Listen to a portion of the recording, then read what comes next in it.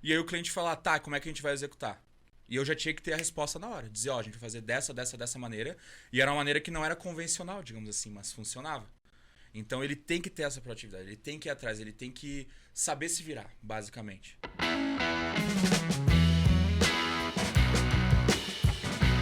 Fala aí, arquiteto Júlio na área. Fala, engenheiro Jonas na área. E começamos mais um ASC Tech. Aquele podcast de tecnologia na arquitetura, engenharia e construção. Bora lá, Jonas. E hoje nós temos aqui mais um convidado de peso. Nós vamos falar sobre alta tecnologia, parametria, enfim, tudo que dá para fazer ali com arquitetura e engenharia de uma maneira inteligente, Jonas.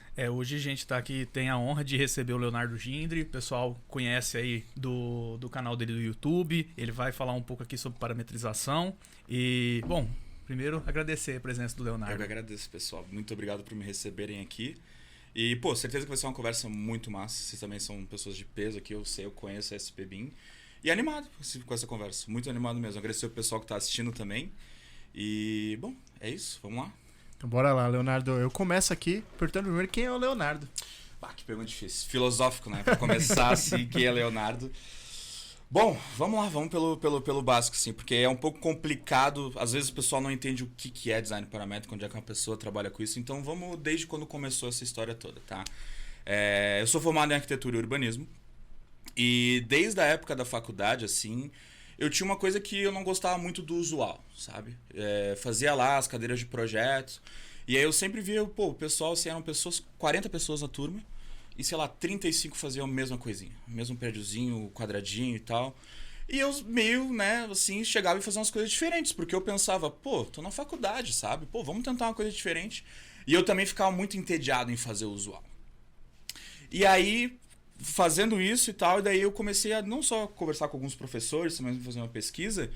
E ver, tipo, tá, o que é esse tipo de arquitetura? Qual que é o tipo... Quem são as pessoas que fazem isso, né? E aí, foi a primeira vez que eu escutei arquitetura paramétrica.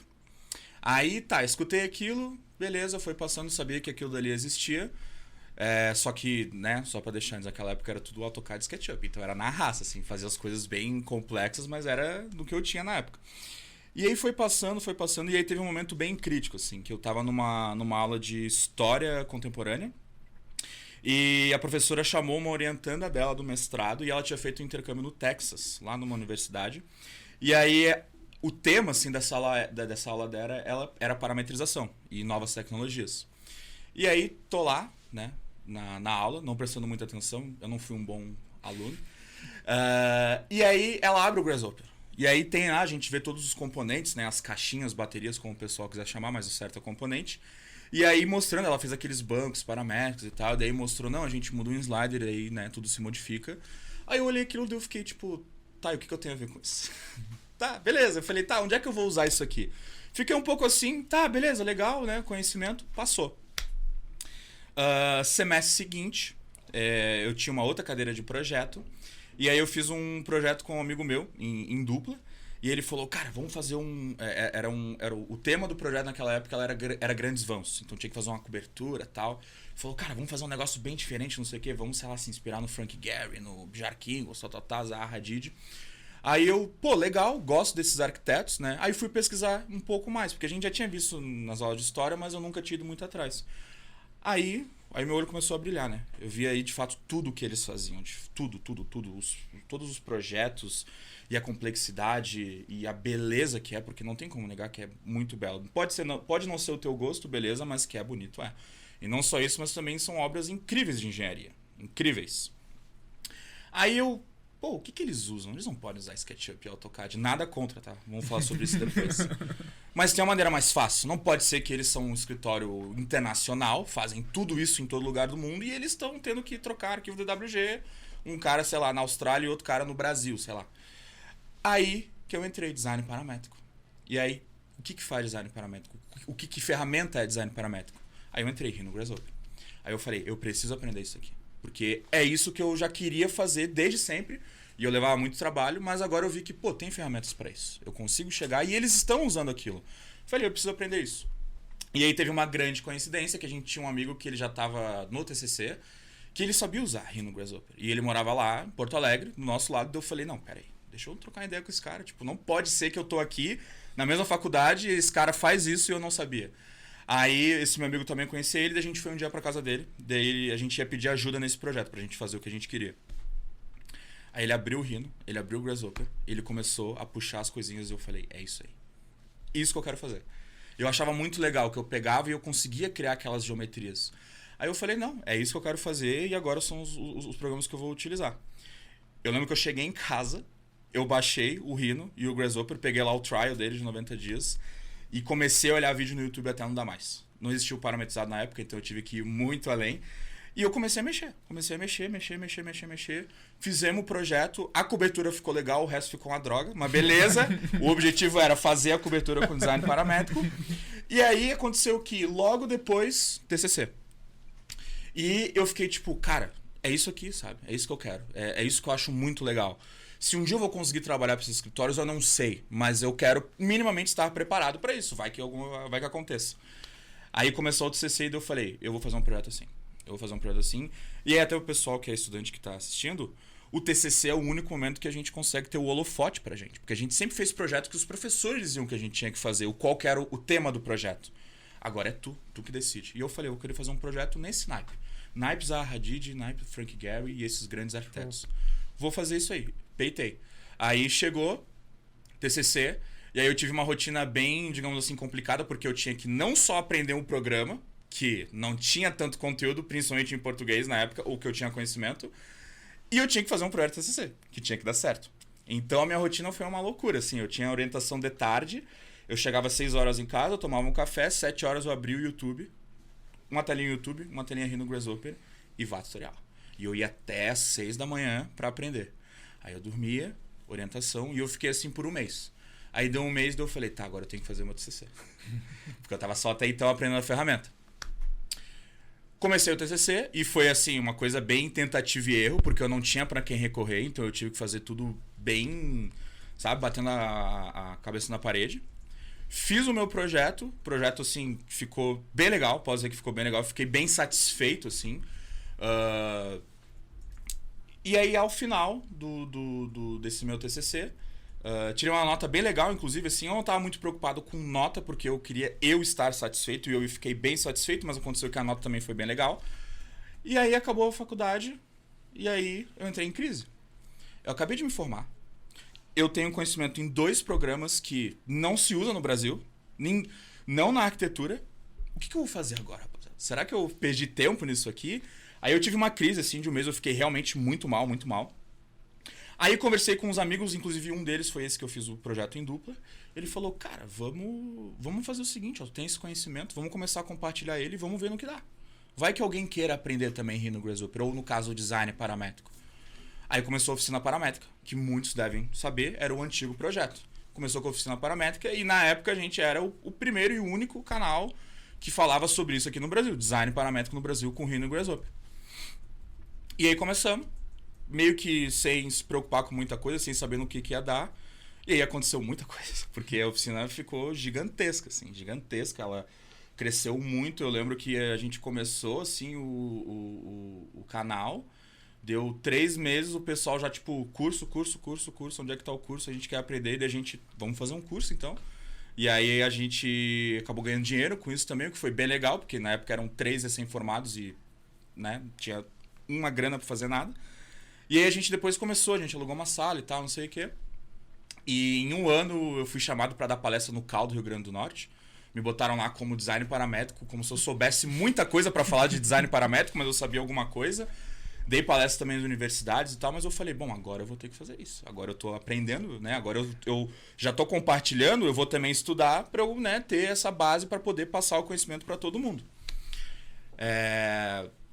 E aí, nessa época, tem uma coisa importante que tem muito a ver com o que eu me considero hoje profissionalmente.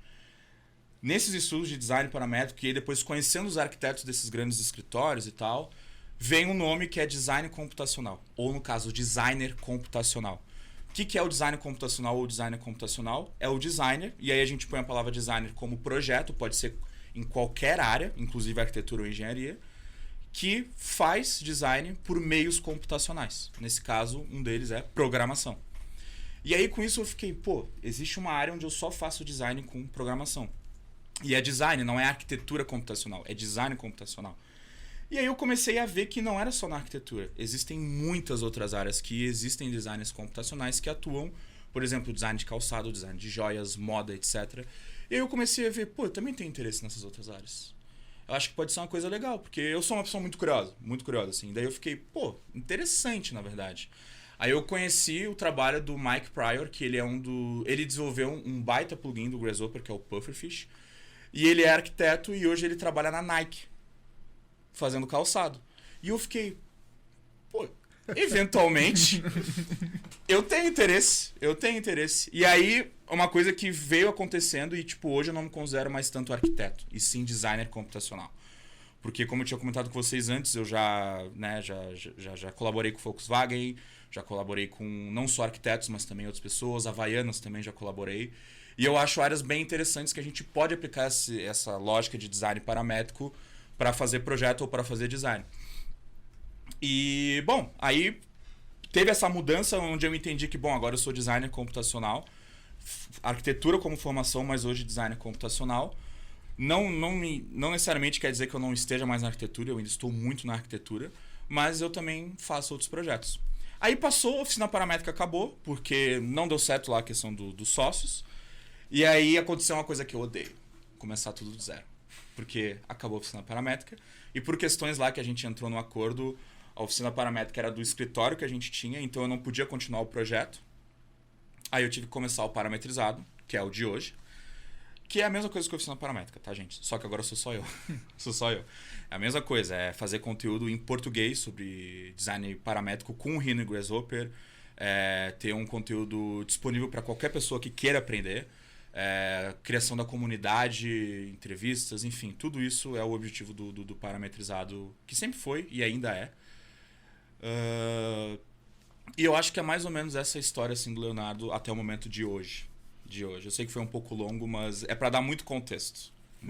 Acho que eu fui anotando aqui, você foi falando, veio alguns insights que eu queria passar pro pessoal, da minha análise, né, como consultor, até de entender assim a sua jornada. Acho que eu gosto dessa palavra jornada, né? Até destaquei ela aqui nas minhas notas. A primeira delas é assim, skin the game. Acho que eu falei isso também nas outras entrevistas, né? Por que eu gosto muito? Eu descobri que eu amo tecnologia. Eu acho que a descoberta, no período principalmente da faculdade, ela é algo essencial. Então você tem que testar todas as ferramentas, sim, né? Você não, por que o Revit é melhor? Porque o ArchiCAD é melhor, o SketchUp é melhor. Eu lembro que eu trabalhei com o Vectorworks, com...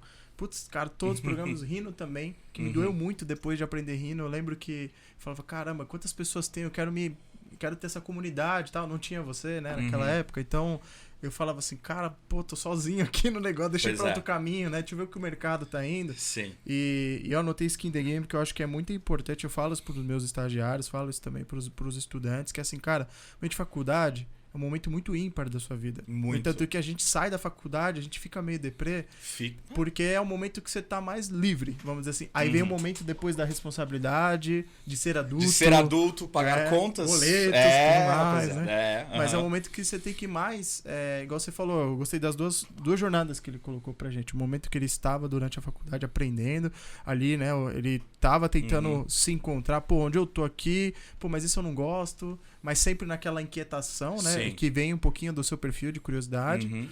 E depois ele, pô, gostei disso, viu uma oportunidade na faculdade, nessa sua professora, né, que mostrou ali o Grasshopper. Eu acho que deve ter tido aquele famoso match ali, né? Se apaixonou por aquilo, né? Eu acho que, eu não digo nem que você encontrou o Grasshopper te encontrou, eu acho que, né? eu já pensei nisso, eu acho que ele me encontrou. Ele me encontrou. Mas até uma coisa legal que ele falou, que tem um vídeo famoso do Clóvis de Barros lá, e ele falou a mesma coisa, que ele falou assim, ó, não é possível que alguém sabe e eu não vou conseguir aprender. Não é possível. Acho que esse inconformismo é importante, né? Olhar, porque poderia só olhar e falar assim, não tem nada em português isso daí. Tem a famosa desculpinha. Ou ninguém tá fazendo no Brasil, eu não vou. E acho que não é possível que alguém não sabe isso aqui. E ir lá e encarar. E tanto que te trouxe a oportunidade de ser, pelo menos de botar a cara, ser pioneiro na questão. E também de se desafiar, né? Acho que quando a gente vê, acho que na faculdade a gente tem muitas situações que o jovem tem hora que ele só vai pela preguiça, né? Tipo, não é possível que tem gente.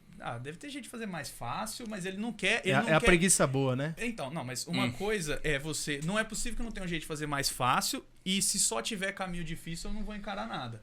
Agora, o não é possível, tem um jeito mais fácil. E buscar alternativas para trazer soluções, acho que isso é sempre primordial, esse inconformismo, né?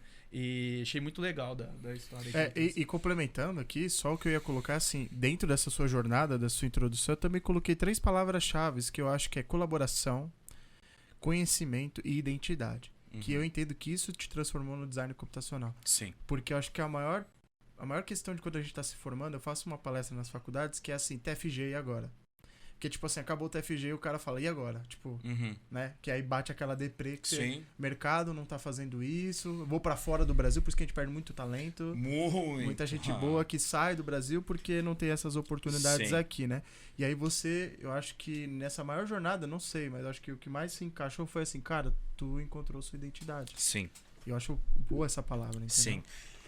Tem uma coisa, assim, que aí é um pouco minha, assim, mas é que eu não gosto da zona de conforto. Fazer o fácil, todo mundo faz. O difícil são poucos que estão ali. E outra coisa também é que eu sempre falo que eu sou movido pelo desafio. Falar isso aqui no podcast, mas eu acho que eu tô no momento que já teve muitos clientes que falam assim, Leonardo, consegue fazer isso aqui? Consigo, né? Tranquilo. Faço. Desligo a chamada e eu, tipo, meu Deus do céu, o que eu vou fazer agora? Eu não sei fazer. Mas eu sei que eu tenho as ferramentas pra eu conseguir chegar ali. Eu só não sei o caminho certo. E aí eu vou atrás. Você gera um comprometimento, né? Exato. A gente fala isso, né? A gente tem um dos nossos valores aqui, Leonardo, chama gerar valor. Porque é muito difícil gerar valor. Porque isso também, eu vou te falar, é um perfil de empresário também, um perfil de empreendedor. Porque o empreendedor, ele se questiona, ele tenta vender algo para o mercado que ainda não existe. Por isso que ele acaba empreendendo naquela área. E isso vem muito do seu perfil também, né? Tipo, pô, o cara, pouco que eu falei aqui dele, já deu pra ter esse diagnóstico, né? É um cara que é um jovem empreendedor, sonhador, que tá ali... Sim. Montando o próprio núcleo, eu diria, né? A gente fala aqui na SPBIM que primeiro, porque a gente surgiu como escola, depois a gente foi para a área de serviço, porque assim, como que eu vou vender BIM se eu não tenho uma equipe se eu não tenho um mercado que não está nem capacitado a entender o que comprar BIM? Sim. Então, primeiro a gente educa para depois empreender, sabe? Claro. E eu acho que você também está seguindo essa mesma linha, eu acho Sim. essencial ali pro mercado. Uma coisa que tu falou, agora voltando na questão de ser o único, assim, o sozinho, né? E foi aquela coisa, tipo, bom, sou eu agora, eu fiz o primeiro vídeo, agora eu tenho que continuar. E isso de ser o único, é o único no Brasil que está compartilhando esse conteúdo. Porque depois de muito tempo conhecendo, tem gente que sabe muito também, mas não está disposto a compartilhar. E eu tenho um mantra que é tipo assim, ó, conhecimento só é bom se compartilhado. E isso é uma coisa minha. Tudo que eu aprendo, assim, e que eu posso transmitir para os meus alunos ou pro pessoal do YouTube, eu vou fazer isso. E aí eu conheci muita gente que, assim, tem muito conteúdo sobre design computacional no Brasil, mais antigo do que eu, só que nunca deu esse passo para poder compartilhar. Aí, às vezes, o pessoal me olha, assim, na internet e fala, não, o Léo é o cara que mais sabe no Brasil. Cara, não sei, mas eu sou o primeiro que me dispôs a botar a cara e ensinar. Eu posso recomendar a várias pessoas que, tem um conhecimento maior, mas quem é que tá ali querendo formar uma comunidade, que hoje a gente já tem uma comunidade disso aqui no Brasil, e querer compartilhar esse conteúdo, de querer instruir as pessoas, de fazer curso, no caso hoje é a Escola Parametrizado, que é a escola que a gente tem, e eu acabei sendo o primeiro, né? Então tem essa questão de que tinha o conteúdo aqui, tinha o conhecimento, mas poucas pessoas estavam dispostas a, de fato, compartilhar. Fora o pessoal que está na academia, mestrado, que aí faz aulas lá internamente, mas ainda assim é muito nichado. A minha ideia era assim, onde que eu posso botar isso aqui para qualquer pessoa assistir? Pode estar no começo da graduação, pode ter saído, pode estar no mestrado, no doutorado, pode nem ser da área da arquitetura. YouTube, rede social, vamos então. Comecei a compartilhar. E eu posso dizer que deu muito certo. Muito, muito, muito certo, assim. E hoje... até uma coisa que eu tava falando pro Jonas antes é que a questão de priorizar a rede social, porque estando compartilhando ali, a gente mantém, né, aquela posição de que, eu estou aqui na ativa, eu estou compartilhando, eu ainda estou fazendo esse meu trabalho. Que antes não era muito um trabalho, né? Era mais uma questão minha, mas hoje, de fato, é um trabalho. Hoje você vive disso, né? Também. E eu vejo, assim, pelo menos do nosso lado, não só de compartilhar para dividir, para multiplicar, que a gente fala, mas também eu vejo que é por uma questão... eu me sinto bem, sabe? Assim, como professor também, assim, de compartilhar conhecimento, porque assim, cara, o mercado ele é gigantesco. E é uma coisa que eu participei em outras empresas, foi muito essa questão do preconceito, sabe? De às vezes você é mais jovem, você tá com energia e tal, aí vem alguém que já tem mais conhecimento e tudo, fala, pô, esse cara vai roubar o mercado, esse cara... E a galera às vezes é muito... a mentalidade, né, Jonas, que a gente fica falando, né? No entanto que as pessoas que vieram gravar podcast com a gente são pessoas que você pode ver, todos eles foi picado pelo mesmo bichinho, entendeu? E um deles é esse daqui de compartilhar o conhecimento, de disseminar, de entender que, pô, o Brasil pode ser melhor, sabe? Pode. E tem muita gente ferrada aqui fazendo coisa boa. Por isso que a gente criou esse podcast do AEC Tech. Que é pra trazer galera como vocês, assim, pra falar de alto nível de tecnologia, né, Jonas? Aí, querendo ou não, estando compartilhando, você falou, pode até ter gente que saiba mais, mas pode ser que ninguém tá sabendo. A partir do momento que você bota a cara, você também se torna referência. Outra coisa também é que é o seguinte, né? Quem não é visto não é lembrado. Exato. Tu pode ter o maior conhecimento aqui. Cara, se tu não põe pra fora esse conhecimento, e é uma coisa que eu falo pros meus alunos, eu falo, gente, não vai vir ninguém no teu perfil, sei lá, no LinkedIn, e dizer, não, vem aqui trabalhar com a gente na Code, que é o departamento de design computacional da Zaha Hadid. Se tu não botar nada, se tu não divulgar teu trabalho, o que tu tá fazendo, nem que seja coisinha pequena. Sim. Porque se tu não tá se mostrando, ninguém vai te ver.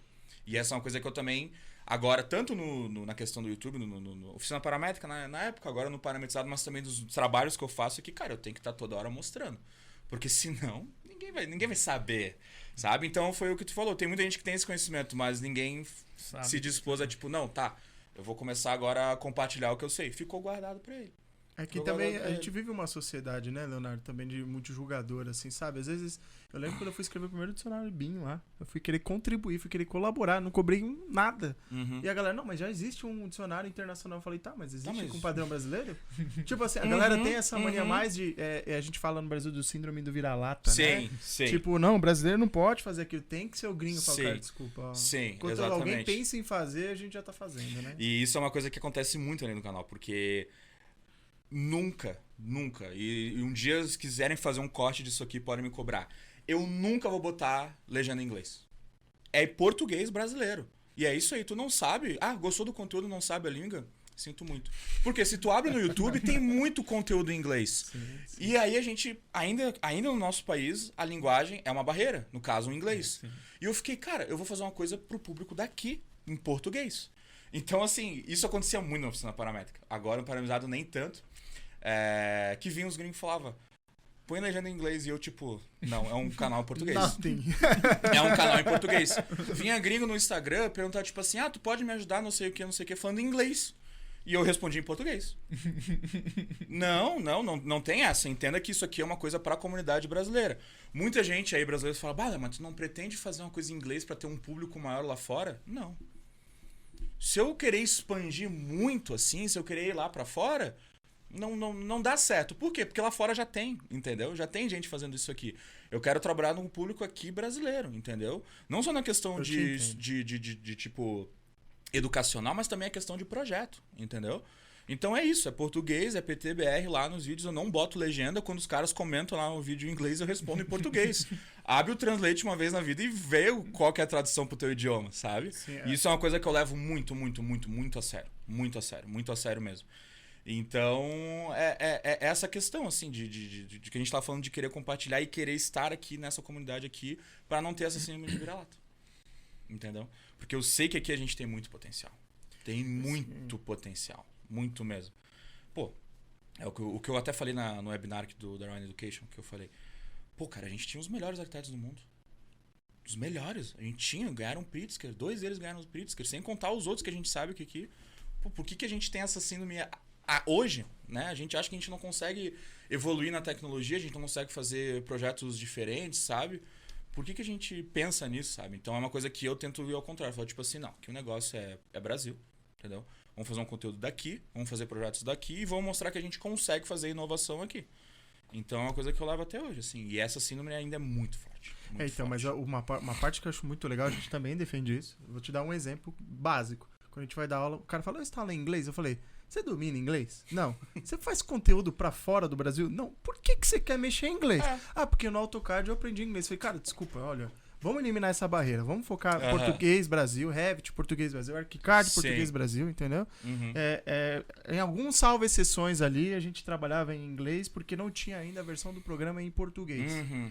né? Então, assim, eu entendo isso porque eu falo pro cara, você primeiro domina isso, depois você vê o que você quer fazer quando você estiver dominando esse básico aqui que seria fazer em português Brasil. Sim. Mas eu também entendo que, por exemplo, a gente tem muita vontade de exportar serviço. Uhum. Né? Então o conteúdo nosso é Brasil, tudo é Brasil, mas a gente tem vontade de exportar serviço. Mas aí é o contrário do síndrome de vira-lata. Eu quero mostrar que a gente tem pedigree no Brasil para poder exportar serviço. Exatamente. Eu já acho totalmente diferente. É nesse diferente, sentido. é diferente. Tipo, é vou diferente. dominar o mercado dos caras, não os caras vão vir aqui dominar o nosso mercado, entendeu? Uhum. E eu acho que a gente tem muita oportunidade, porque tem, falando de BIM, que é o nosso lado, tem muita gente boa. A gente trouxe aqui no podcast, fera, que tá fazendo umas coisas aqui no Brasil que a galera às vezes não faz ideia. Uhum. Né? E a gente entende que tem uma curva de aprendizado aí, falando brazuca, né? Uhum. De entender. E pra mim, eu sempre falei, né, Jonas? Tá tudo bem. Tipo, cara, vamos ensinar 10 vezes a mesma coisa do Revit, 10 vezes a mesma coisa do ArchiCAD. Tá tudo bem. Desde que a gente entenda que o AutoCAD não tem que ser a mais usado, tem que mudar a mentalidade. Vamos lutar para que a gente possa fazer projetos melhores. Porque a maior frustração que tem do cara, acho que você deve sentir muito isso, é assim... O cara faz sempre... A gente falou até na podcast com o Nardelli, né? O cara fazia... Quando ele descobriu o offset, todo mundo fazia o projeto só com offset. O cara descobriu o fillet, ele fazia todo mundo fazer o projeto com fillet, né? Uhum. O cara ia seguindo a curva de aprendizado, mas numa arquitetura que ele não tinha vontade de expressar, mas ele fazia porque aquele software, ele aprendeu daquela forma. Uhum. Então, eu acho que até uma curiosidade que eu tenho que você pode responder no segundo bloco, é assim, quais são os desafios de ensinar isso pro jovem padawan que tá aprendendo ali, a nova forma de pensar? Porque não pode ser... Eu entendo que não pode ser ensinado da mesma forma que foi ensinado Até não, porque é uma outra maneira de fazer projeto. Design paramétrico. É uma maneira que tu tem que repensar a forma, porque o jeito que tu faz o projeto ali não é pensando no resultado final. Tu tem que pensar no processo para chegar no resultado final. E isso é uma coisa muito difícil. Porque na faculdade como é que tu faz alguma coisa não pensando no resultado final? Tu pode ter aquela imagem, mas tu não pode ir direto àquilo ali. Tu tem que fazer todo o processo, toda a lógica para chegar ali. Que é uma lógica que às vezes pra gente já é meio que automático quando a gente vai fazer alguma coisa. Mas no computador, como a gente tá fazendo design computacional, a gente tem que dizer pro computador, por meio de programação, como que ele tem que chegar naquele resultado. Então tu tem que dar toda a lógica para ele. Então, assim, é uma complicação muito, muito, muito grande. Não tanto pro pessoal mais novo, que ainda tá meio que, digamos assim, cru não só na questão de fazer projeto, mas também de aprender. Mas o pessoal mais velho, assim, é bem difícil. Imagina pegar uma pessoa que tá há 20 anos na profissão e ter que dizer pra ele, então, não é bem assim que a gente faz projeto aqui. E aí tu imagina, ele já tá há 20 anos fazendo aquilo ali e ter que dizer, ó, não é bem assim, a gente vai ter que te ensinar de novo como fazer projeto. Aprender o que o Ricota falou, né? Sim. E acho que esse é o grande desafio, porque na faculdade nos é ensinado de uma maneira. E a gente acha aquela maneira certa, porque a gente tá na faculdade. Só que aí depois tu entra nesse meio e aí tu vê que, tipo, não é a única maneira. E talvez não seja a melhor ensinada na faculdade. E aí entra, assim, uma discussão de questão do ensino da arquitetura no Brasil, que a gente, ao meu ver, é um problema. É um problema ainda hoje. E também as pessoas que estão meio que indo contra isso. Principalmente na questão do BIM. Vocês devem, com certeza, ter relatos de alunos que falam que o professor não deixa usar BIM. Né? Isso é basicamente evitar a inovação, evitar a tecnologia. E também muitos professores que olham para esses projetos lá fora, ou no que o aluno está propondo e fala, tipo, isso aqui nunca vai dar certo no país. Isso aí é coisa de gringo, isso aí é coisa de europeu, não sei o quê. Só que, tipo, cara, aí de novo, olha o que os nossos arquitetos faziam. Sabe? Olha o que eles faziam. A questão é a inovação, entendeu? Claro, numa moda brasileira, mas é inovação. Então, sim, tem muitos desafios assim nessa questão do ensino dessa ferramenta. E boa parte do meu trabalho é conscientizar antes de ensinar, entendeu? E mostrar o porquê aquilo é bom e por que tem que ser... Pode ser feito assim, não que tem que ser feito, mas que pode ser feito assim, pra depois que a pessoa falar, tá, entendi, aí começar a ensinar. Porque se eu for ensinar sem dar essa conscientizada, ela vai ficar toda hora se questionando, pra quê? Pra quê? Pra quê? Por que eu tô fazendo isso aqui? Por que é desse jeito? Sabe? Beleza, Léo, eu queria fazer uma pergunta pra você agora. Com relação a todas essas oportunidades, eu queria falar assim, o que você acha que, tanto o perfil não só dos seus alunos, mas também o perfil pra trabalhar nesse mercado hoje, o que o cara precisa ter hoje? Porque assim, é um mercado que o cara vai ter que meio que, ao mesmo tempo, ele busca a identidade dele, ele constrói ali, mas ele também ele precisa ter alguns skills, ele precisa ter algumas habilidades específicas ali pra ele atuar nesse mercado, ou muitos alunos nossos já pediram, né? Pô, Júlio, não tem nada de curso de design paramétrico de imobiliário. Eu falei, tá, mas o que é design paramétrico pra você? O que é mobiliário paramétrico? O que é, Sim. né? Você quer que ele edite ou você quer que ele... O que é... Aí o cara me mostra uma foto de um waffle structure, mostra um negócio e fala, né? Então, assim, a gente vai cavucando, né? Mas eu entendo que existe esse estigma ainda de, assim... O que esse profissional precisa ter? Pô, eu preciso fazer programação, preciso saber Python, eu preciso saber Rhinoceros em primeiro lugar. Se você puder dar pro cara ali uma dica, qual que é o... Como que é a palavra? O roadmap. Roadmap. Né? Tá, vamos começar então pelo que ele precisa de skill pessoal, tá? Show. Depois a gente vai pras rádios que é Python, não sei o que. Porque não adianta nada ele começar a aprender o programa se ele não tem o perfil pra isso. E o que eu vejo de perfil é o seguinte. Primeiro, o cara tem que ser curioso. Ele tem que ir atrás das coisas. Ele não pode ficar parado. Porque a gente tá falando de tecnologia, de uma semana aparece uma coisa nova. Então tu tem que ficar muito ligado no que tá acontecendo. Então tu tem que ser curioso. Outra coisa, tu tem que ser proativo. Tu tem que ir atrás, tu tem que saber resolver problemas sem esperar alguém te falar. Porque, primeiro, se tu quiser trabalhar com isso no Brasil, poucas pessoas trabalham. Tu vai ter a referência do parametrizado? Claro, vai poder lá ver os vídeos, tirar dúvidas comigo, beleza. Mas nem tudo eu consegui abordar no canal. Nem tudo. Tem muito campo no design computacional. Muitas coisas. Então tu tem que saber se virar.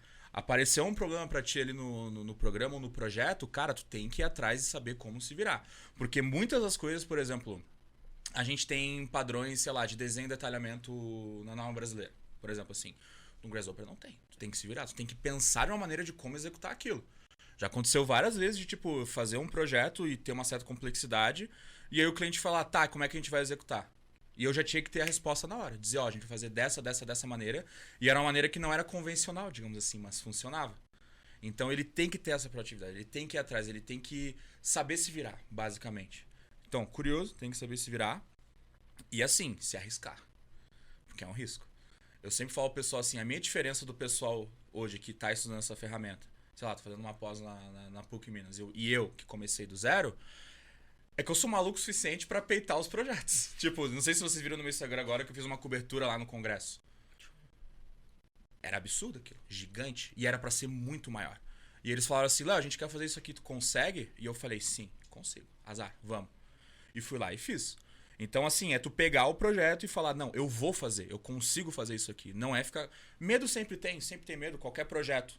Mas é tu falar, eu vou fazer isso aqui, e eu vou lá atrás e eu vou conseguir resolver. Então foi até o que eu falei antes da questão de tipo assim, ter uma reunião com o cliente e falar, eu consigo fazer e não consegui. É basicamente isso. Entendeu? Então o cara não pode ter medo de se arriscar. Ele tem que se arriscar. Se comprometer, muito. Né? Se comprometer, tu vai se arriscar, porque é o seguinte, é uma área nova no Brasil. Não existem muitas referências de projetos que já fizeram isso. Por exemplo, a gente não tem um projeto que nem aquele ali que eu botei no meu Instagram, para uma outra pessoa se basear naquilo. Aquilo ali aqui é quase uma novidade, quase, na questão de sonografia, que é ali no pessoal do Estojo. Então não tem como se basear, por exemplo. Não tem como ir lá num outro projeto e falar, não, eles resolveram desta maneira esse projeto paramétrico. O repertório, né? É o famoso repertório. O repertório vai ter que vir de ti. Tu vai ter que pegar muita coisa dos gringos, que tem alta tecnologia e muito investimento, e trazer pra cá de uma maneira brasileira pra fazer isso. Então, assim, tu vai ter que se arriscar muito, muito, muito. E eu sempre falo, não é garantido, gente. Não é garantido. Tu pode muito bem aprender tudo isso aí, botar no teo currículo que tu tem, Rhino, Grasshopper e tal, e aí tu ser contratado pra fazer isso numa empresa. Mas assim, ó, eles vão depender de ti. Depender de ti. É muito difícil hoje ter uma empresa assim da arquitetura que já tenha lá um designer computacional lead que vai tocar as coisas de design computacional e tu poder trabalhar junto com ele. Às vezes ele chama essa pessoa para ser o único. E aí vai estar o escritório inteiro dizendo, e aí, como é que a gente resolve? Como é que vai ser? Como é que vai ser? Como é que vai ser? Como vai ser? E tu vai ficar tipo assim, meu Deus, agora todo mundo depende de mim. Sim, todo mundo depende de ti. Então tu vai ter que se arriscar. Tu vai ter que literalmente definir para eles, ó, vai ser executado dessa maneira. Dessa forma. Esse projeto que eu falei para vocês foi assim. O pessoal lá da Estojo, posso mandar um abraço pra eles? Pode. Pro Lúcio e pro Chile, que estavam ali, me receberam e a gente fez esse projeto junto. Eles chegaram assim e falaram, Léo, a gente quer executar essa referência, a gente queria fazer uma coisa parecida. Tá, beleza. Eu falei, tá, me diz como é que é a estrutura lá em cima, que vai ficar tudo isso aqui, vai ficar suspenso e tal, não sei o quê. Me mandaram, aí eu, beleza, fui lá, desenvolvi todo o projeto, eu fiz toda a lógica de montagem das peças e eu falei, É dessa maneira. E eles, tipo, tá bom. Mandei os arquivos, eles cortaram lá tudo em papelão, que são estruturas de papelão, e eles montaram. Então eu tive que dizer pra eles como aquilo ia ser executado.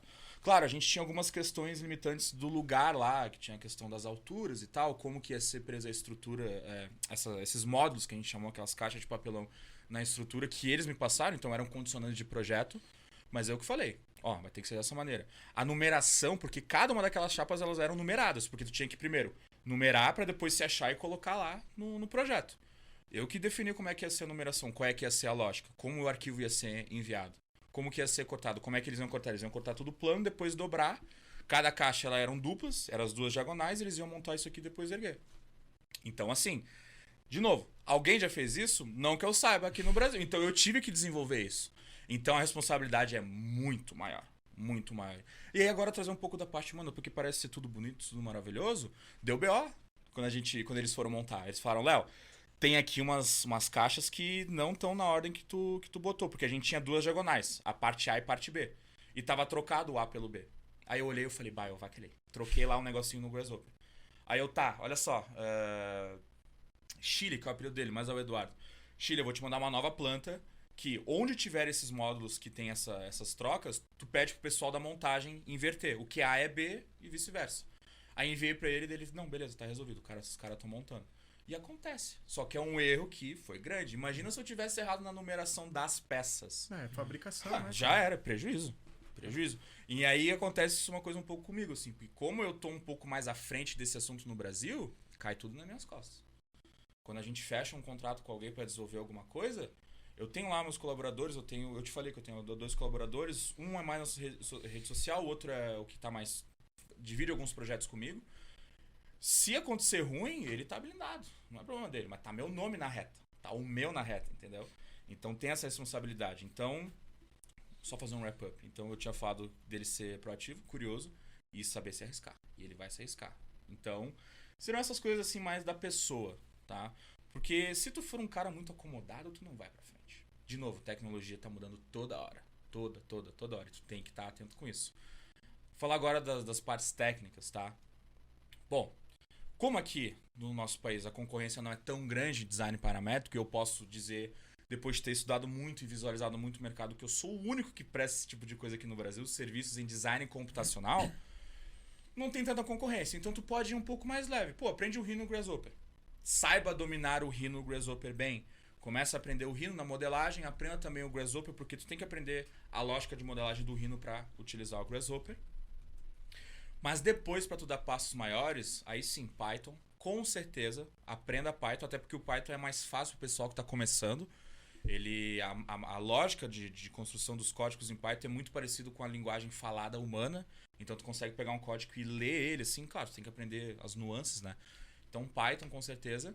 E aí para dar um passo maior, para daí sim tu tá bem garantido e realmente poder avançar nessa área, é aprender C#. Linguagem C#. Porque o Python, ali no ambiente Rhino e Grasshopper, vamos falar sobre isso, né, que é a especialidade. A gente tem ali o Python, que é o Iron Python, que tu programa em Python e ele compila em C e roda em C no programa. E tu pede tempo de processamento. C# é direto. Tu faz o C# ele já compila direto pro programa. Então é muito mais rápido e muitos programas 3D utilizam C#. Por exemplo, Unity, Unreal e muitos programas. Acho que até o Blender, né? Blender também. Blender tem Python, tem. Blender Eles realmente eles abrem um pouco o leque para todo mundo poder. Mas a API do Revit também é para ir direto, é por Exatamente, C#. a API do Revit, C#. Entendeu? Agora, se não me engano, tá tendo Python Ela agora. tem Python, mas só que o pessoal também, quando eles falam para ir mais a fundo, C#. Pra ir mais a fundo é C#. Então, assim... Só que, claro, outra coisa, isso é muito importante. Eu falei tudo isso, né? Rhino, Grasshopper, Python, C#, não sei o quê, mas não abraça tudo. E isso é um problema que eu vejo, pessoal. Eles querem abraçar tudo de uma vez só. Se especializa, né? Eles querem pegar, não, eu vou aprender Rhino, Grasshopper, Python, tudo, eu vou comprar 15 cursos e aprender tudo. Tu vai te atrapalhar. É tudo um processo. Começa primeiro no Rhino, Grasshopper, domina bem a ferramenta. Quando tu vê que muitas das coisas que tu acha que tu poderia fazer no Grasshopper tu não consegue, vai pro Python, aprende o Python. E o bom do Python é que tu não só vai aprender a questão do Rhino e Grasshopper design paramétrico, mas tu pode trabalhar em muitas outras coisas. E aí a gente começa a abrir o leque da questão do design computacional. Pode trabalhar com back-end, front-end, análise de dados, servidores, APIs. E tudo isso pode ser tanto para uma modelagem 3D quanto não. Por exemplo, agora o pessoal da ArcGen, a gente estava falando sobre isso antes, eles abriram vaga para design computacional e lá tinha muita coisa, menos sobre design paramétrico. Então eles pediam Python, análise de dados, não sei o que, banco de dados, etc. É porque etc. já estão se especializando naquelas soluções. Né? Exatamente. Então, assim, tu já vai abrir teu leque.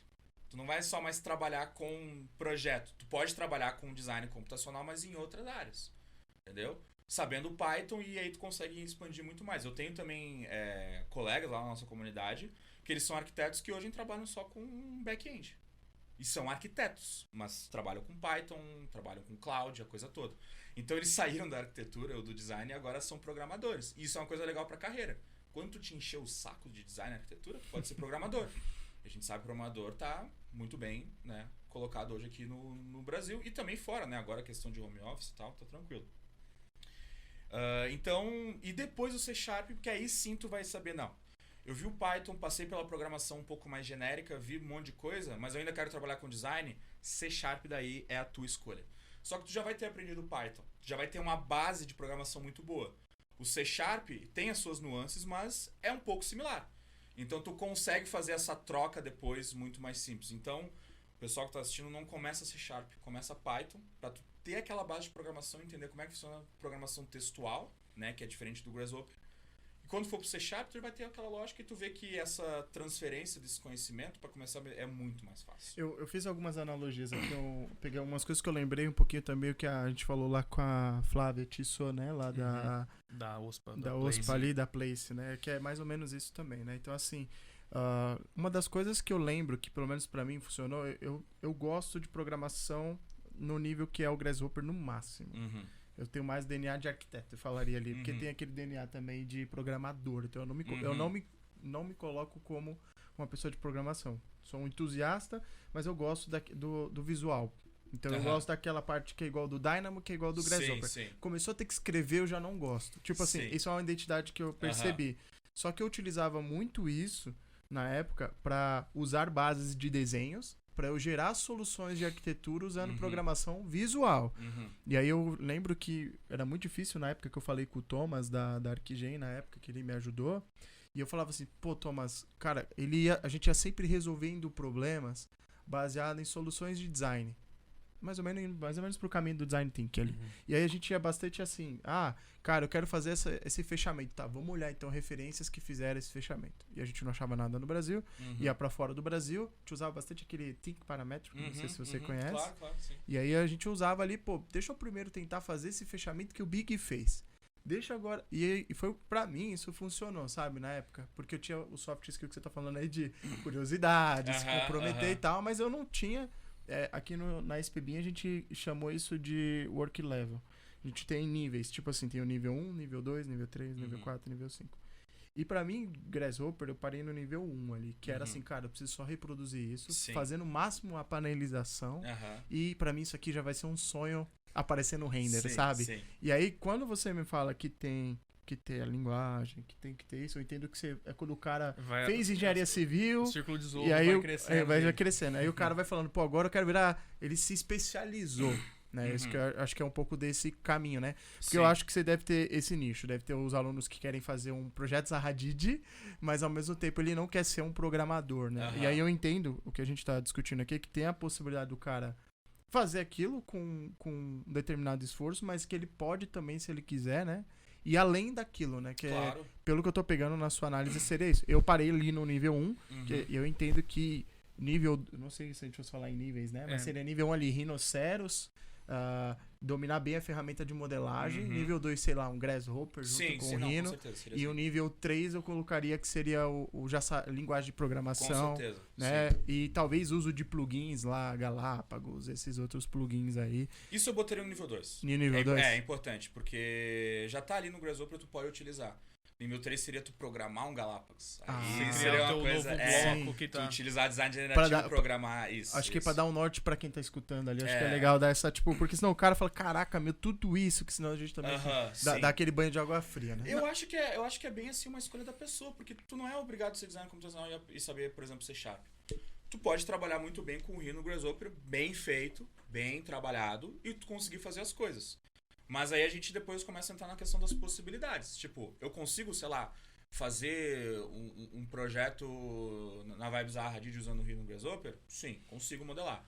Eu consigo resolver ele, por exemplo, fazer desenhos, essas coisas com o Rhino Grasshopper? Eu consigo. Eu vou levar muito tempo, eu vou, mas eu consigo. Se tu quiser melhorar esse teu processo, aí tu vai ter que ir para um Python, C Sharp, alguma coisa assim. Mas tu pode fazer, tu pode, não tem nenhum problema. Só deixa eu voltar nessa questão dos níveis, para deixar claro. Então, acho que o nível 1, Rhino, com certeza. Só se tu saber o Rhino e poder substituir pelo SketchUp, tu já tá ganhando. O Rhino é poderoso, muito poderoso, muito. Não é à toa que, assim, esses grandes escritórios, eles usam Rhino. Rhino, Grasshopper. Se não um Grasshopper, só Rhino. Muitos grandes escritórios. Pode ir atrás da entrevista dos caras, eles falam, não, aqui a gente usa Rhino Grasshopper. Teve um podcast do Oliver Thomas, que ele é um dos BIM managers lá no Big, e ele fala, a gente usa Rhino Grasshopper. Padrão. Depois Revit. Padrão. Então eles vão usar. Então se tu já sabe Rhino, não só tu vai melhorar a tua maneira de modelar, mas já vai ser um grande diferencial. Saber Rhino para arquitetura, né? Nível 2, Grasshopper. Por quê? Porque tem muitos arquitetos que eu sei que usam Rhino, já passaram por mim, que usam só Rhino e queriam aprender Grasshopper. E manjavam muito de Rhino. Então eu não posso botar no nível 1 Rhino Grasshopper, eu tenho que botar primeiro o Rhino, entendeu? E aí vieram, tipo, não, agora eu quero aprender Grasshopper. Então o nível 2 é Grasshopper. E aí no nível 2 a gente poderia subdividir iniciante, intermediário e expert, sênior, sei lá, do jeito que quiserem botar. Porque eu posso fazer uma coisa no Grasshopper só no 3D, bonitinho, legal, massa. Eu posso depois avançar para uma questão mais de fabricação digital, que aí a gente pega aquele objeto 3D e a gente faz todos os processos para fabricar ele. E o nível 3 aí seria a gente usar, por exemplo, ferramentas de otimização. Para otimizar projetos, por exemplo, o Galápagos, design generativo. Porque o pessoal do nível 1 pode usar o Galápagos e ver as coisinhas mudando, otimizei, não sei o quê.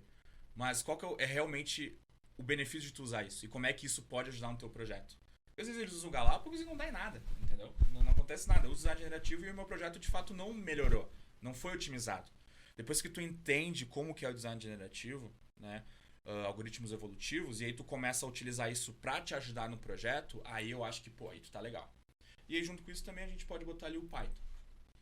Nível 3 aí sim, Python, com certeza.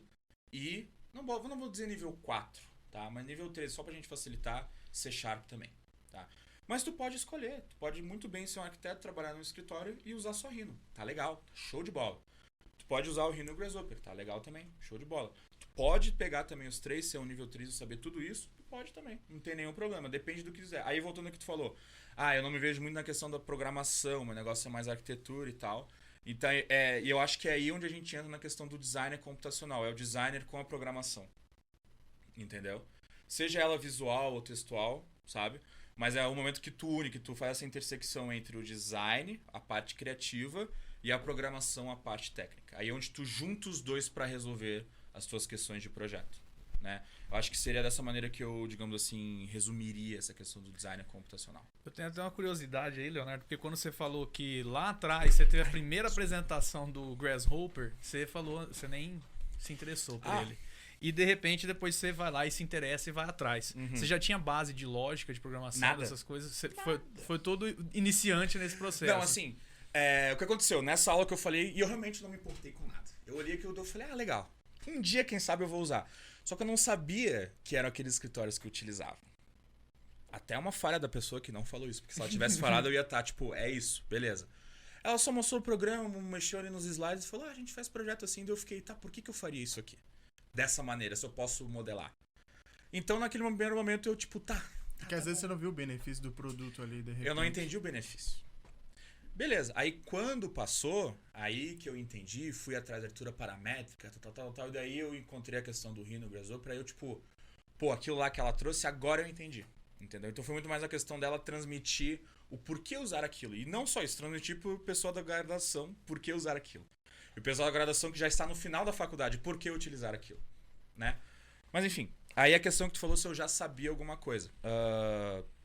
Não, mas eu acho que tem um contexto importante.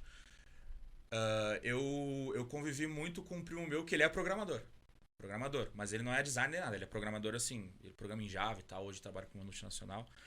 Então, assim, ele tinha questões de programação, assim, a gente conversava, mas eu não sabia muito, mas eu tinha aquele pezinho, eu sabia o que era programação, o que ele conseguia fazer. Ele é formado em ciência da computação, lá na PUC, de Porto Alegre, Então tem esse contexto. Então eu tinha um pezinho ali. E mais antigo, isso foi entre os meus, sei lá, meus 12 até os meus. Até hoje. Até hoje convivo com ele. E bem nas antigas, sei lá, quando eu tinha uns 7 anos, tinha um primo do meu pai. E ele era programador na SAP. Não sei se o pessoal conhece a SAP, que é uma grande multinacional. E ele é programador também. Então eu tinha um pouco da questão da programação na minha vida, mas eu nunca tinha ido atrás. Mas aí quando eu entrei eu falei, tá, acho que agora faz tudo sentido. Acho que a programação sempre esteve ali, do lado da minha vida. E aí, pra me dar um sinal, talvez. Aí quando eu entrei na programação, eu falei, tá, beleza. E inclusive esse meu primo que eu tenho mais contato, ele me ajudou. Muitas coisas me ajudou e tal, assim, que podia ter alguém pra chamar. Mas não, quando eu comecei eu não sabia nada sobre lógica, nada de programação. E que é uma coisa que a gente tenta mudar na escola parametrizada. Porque o que acontece? O pessoal entra no YouTube, parametrizado, e começa a mexer nas coisas. Começa a conectar lá e falar, pô, legal, pá, não sei o que. Eu mexo em slider, chega lá, mostra pro professor, olha aqui, não sei o que. Só que tu seguir um tutorial, que eu estou te explicando como funciona. E quando tu precisar fazer um código teu, só teu, o que tu vai fazer? Tu vai ir atrás de um tutorial? E se não tiver tutorial, o que tu vai fazer? Na escola parametrizada, a gente começa desde o zero a dar toda uma base de lógica para quando eles saírem, eles conseguirem dar os seus próprios passos. E isso que falta muito no pessoal, às vezes, que assiste meus vídeos e tal, tudo mais. Porque eles começam ali a assistir, conectam tudo, beleza, é isso aí. Aí quando aperta, quando eles querem fazer uma coisa personalizada, eles não têm essa base.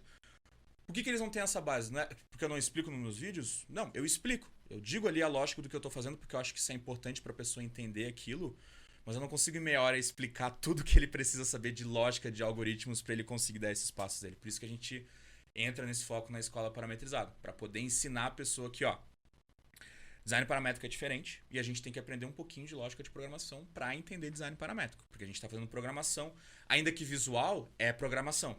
É uma outra maneira de programar. Então é uma coisa que agora eu tento corrigir, porque na minha época não foi assim. Eu primeiro mexi no Grasshopper, aprendi a fazer as coisas lá na faculdade que eu falei para vocês. Depois eu tive que, para eu fazer as minhas coisas, eu tive que meio que retrair, voltar para os estudos e entender o que é um algoritmo, o que é uma programação, o que é um if, o que é um booleano, para daí sim agora eu vou começar a fazer o meu TCC naquele primeiro momento. E aí deu muito certo, assim, porque eu tive que aprender isso tudo. Então, acaba sendo importante para a pessoa entender. Mas também, gente, o pessoal que está assistindo, nada absurdo. Não precisa saber criar uma inteligência artificial para aprender o Grasshopper. Não é isso. Mas tem algumas coisas ali que tu precisa entender, principalmente algoritmos, como é que funciona um algoritmo, né? Porque ali no Grasshopper a gente cria algoritmos. É um criador de algoritmos. Cada um daqueles códigos, as definições, é um algoritmo que a gente criou para executar um passo a passo para a gente chegar numa forma final, num design final. E para a pessoa, e quando ela entende isso, fica mais fácil. Depois que ela entende que aquilo dali são vários passos a passo para a gente executar alguma coisa, fica mais fácil, porque ele começa a pensar design não no resultado final, como eu tinha falado. Ele começa a pensar no passo a passo para chegar àquilo. Sim. Eu acho que uma coisa legal aqui, só para compartilhar, eu lembro que na época que eu estudava, eu sei que cada um acha seu meio, né? Seu caminho. Eu sempre gostei, desde criança, cara, quando eu ganhava os brinquedos, essas coisas, eu gostava de desmontar os brinquedos, né? Sim. E eu acho que essa coisa de fazer a reengenharia, tipo assim, você pegar as tomadas, era uma coisa que eu gostava muito no Grasshopper, principalmente quando você apertava aquele Ctrl Alt, que ele mostrava o caminho do comando, né? Sim. Eu baixava muito lá do fórum do Rhino, e eu ia lá no fórum do grupo de Grasshopper, e aí eles disponibilizam, né? Sim, eles apoiam muitos códigos. Muitos códigos. Aí eu falei, cara, deixa eu baixar esse código, o cara fez isso. E eu pegava assim, acho que por semana, estudava 1 hora por semana. E eu falava, cara, deixa eu abrir de um lado o Rhino com o Grasshopper do cara, eu falava, deixa eu fazer aquilo. Mas deixa eu não só copiar, né? Que eu acho que esse é o problema da galera. Às vezes a galera só tá copiando. Eu falei, cara, deixa eu entender que quando ele coloca esse nó com esse nó, tá. E aí eu comecei a descobrir uma coisa, eu era péssimo em matemática. E aí eu tive que voltar a dar uma estudada, porque eu tinha que depois descobrir o seno, o cosseno, que ele tinha. Porque eu falava, o que tem aquele comando seno, cosseno ali? Deve ser pra alguma coisa. E aí a gente ia...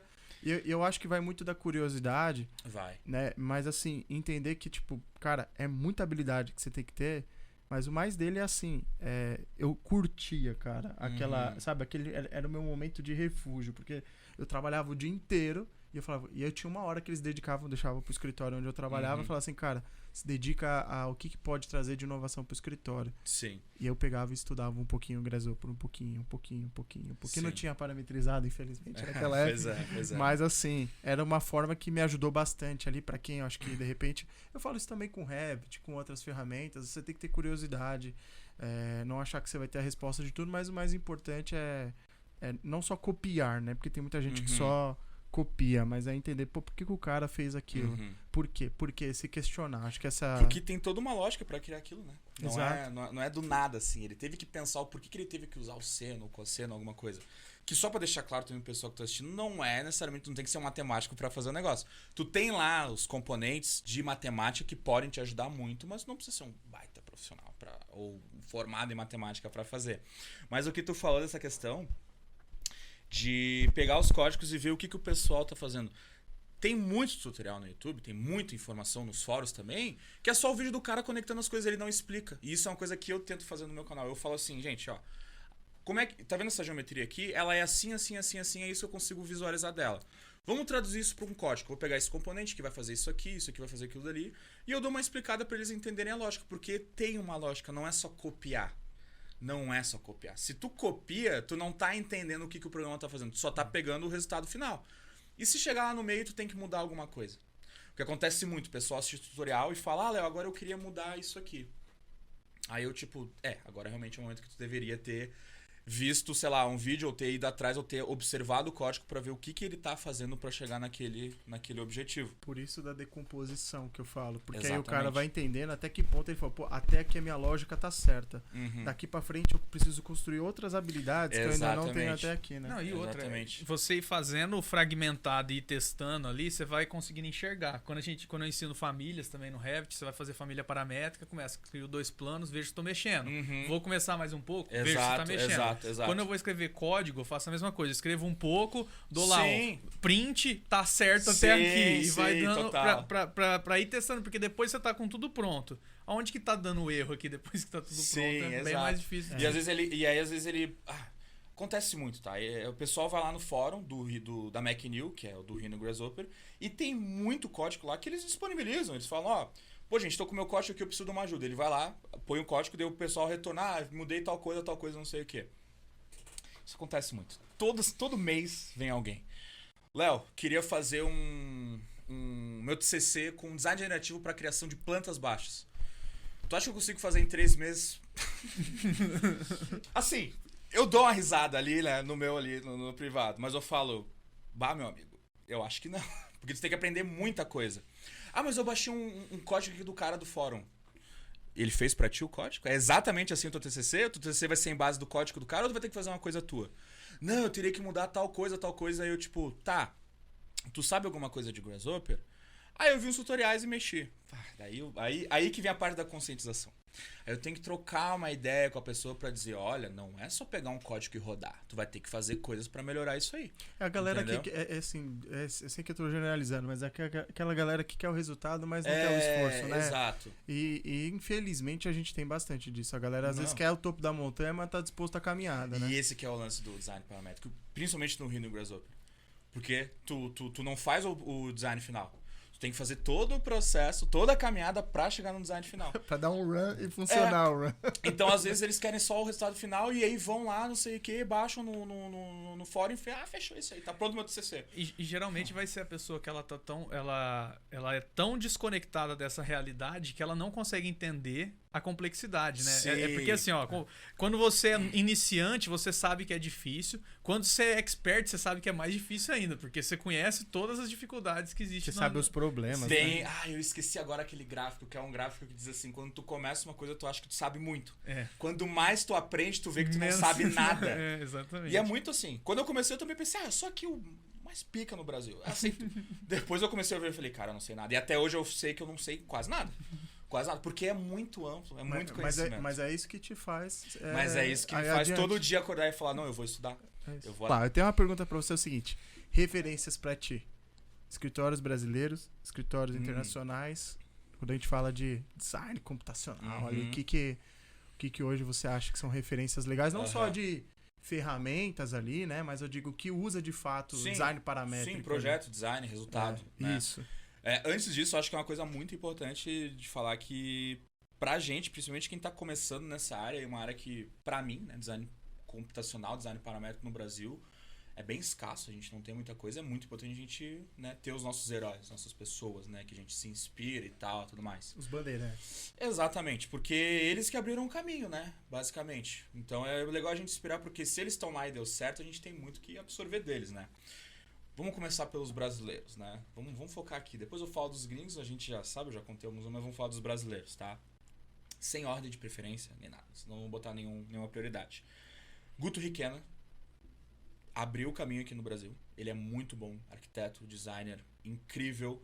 O trabalho dele, assim, a sensibilidade que ele tem com a questão da tecnologia, o uso como o design dele vai ser utilizado, a sensação das pessoas em relação àquele design, tecnologia, no caso o uso, e ele usa muito design paramétrico, ele foi um dos primeiros, incrível, projetos maravilhosos. A gente tem o projeto que a gente teve das Olimpíadas do Rio, que era um pavilhão, acho que pavilhão, não sei se ele era da escola e tudo mais, mas era um pavilhão que ele tinha umas aberturas redondas e aquelas aberturas elas giravam e era tudo pro computador. Então ele conseguia fazer um padrão nessa fachada. E o legal que o Guto ele une uma coisa muito interessante, que é a questão, digamos assim, do como que eu posso trazer isso? A questão não é não necessariamente do sentimento humano, mas o jeito que as pessoas utilizam aquele design. O projeto é influenciado a partir disso. Então, nesse projeto, de noite tinha umas festas. Tem uma interatividade. E como as pessoas estão na festa, a música, a fachada mudava. Isso é muito legal. Arquitetura cinética, eu lembro. Também isso. Né? Mas o lance dele é muito mais a questão das emoções. Ele traz muito essa palavra pro design dele, emoção. Tem um projeto muito legal que é o Life Lamp. É uma lâmpada impressa em 3D. E é uma lâmpada que ela tem um design assim bem diferente, mas a jogada dele, Life Lamp, lâmpada da vida. Eu não quero falar isso pelo Guto, mas foi pelo que eu estudei, pelo que eu vi no site. Eu vou tentar explicar o que eu sei. Ele pegou o batimento cardíaco de 3 seres humanos. Um bebê ainda na barriga da mãe, um adulto e uma pessoa idosa. E como o espectro de som daquele batimento cardíaco acontecia ali, como se formava o espectro, ele usou esse tipo de dado para criar a geometria. E aí ele pega esses 3 espectros e ele junta um dentro do outro, assim. E aí tu faz essa... Isso é muito legal. É insano. Muito, usou o som pra fazer design, sabe? Isso é muito. E ele tem outras coisas também que ele utiliza muito, o som e tal. Ele tem uns projetos mesmo, instalações assim, que tipo, tu senta numa cadeira, tu põe a mão e tem um desenho ali no meio e a maneira de como tu tá utilizando o negócio, o desenho é incrível. Então ele, assim, dos principais. Outro subdivide arquitetura. Eles são aqui de São Paulo e eles fizeram um dos projetos que assim eu mais me inspiro, assim, que é o Coblogó, que é um projeto que ele é um projeto para uma fábrica de blocos de concreto. E eles pegaram essa fachada e essa fachada tem todo um desenho assim bem paramétrico, né, se a pessoa for olhar. E o legal é que esse desenho de como eles fizeram a rotação desses blocos influencia como o sol, como que vai ser o ambiente, o conforto térmico interno ali daquele projeto. Então, eles regularam a entrada do sol a partir dessas aberturas. O 3D é muito legal, né? Mas e na hora de executar? Porque a gente tinha uma fiada de tijolos e cada tijolo tinha uma angulação específica.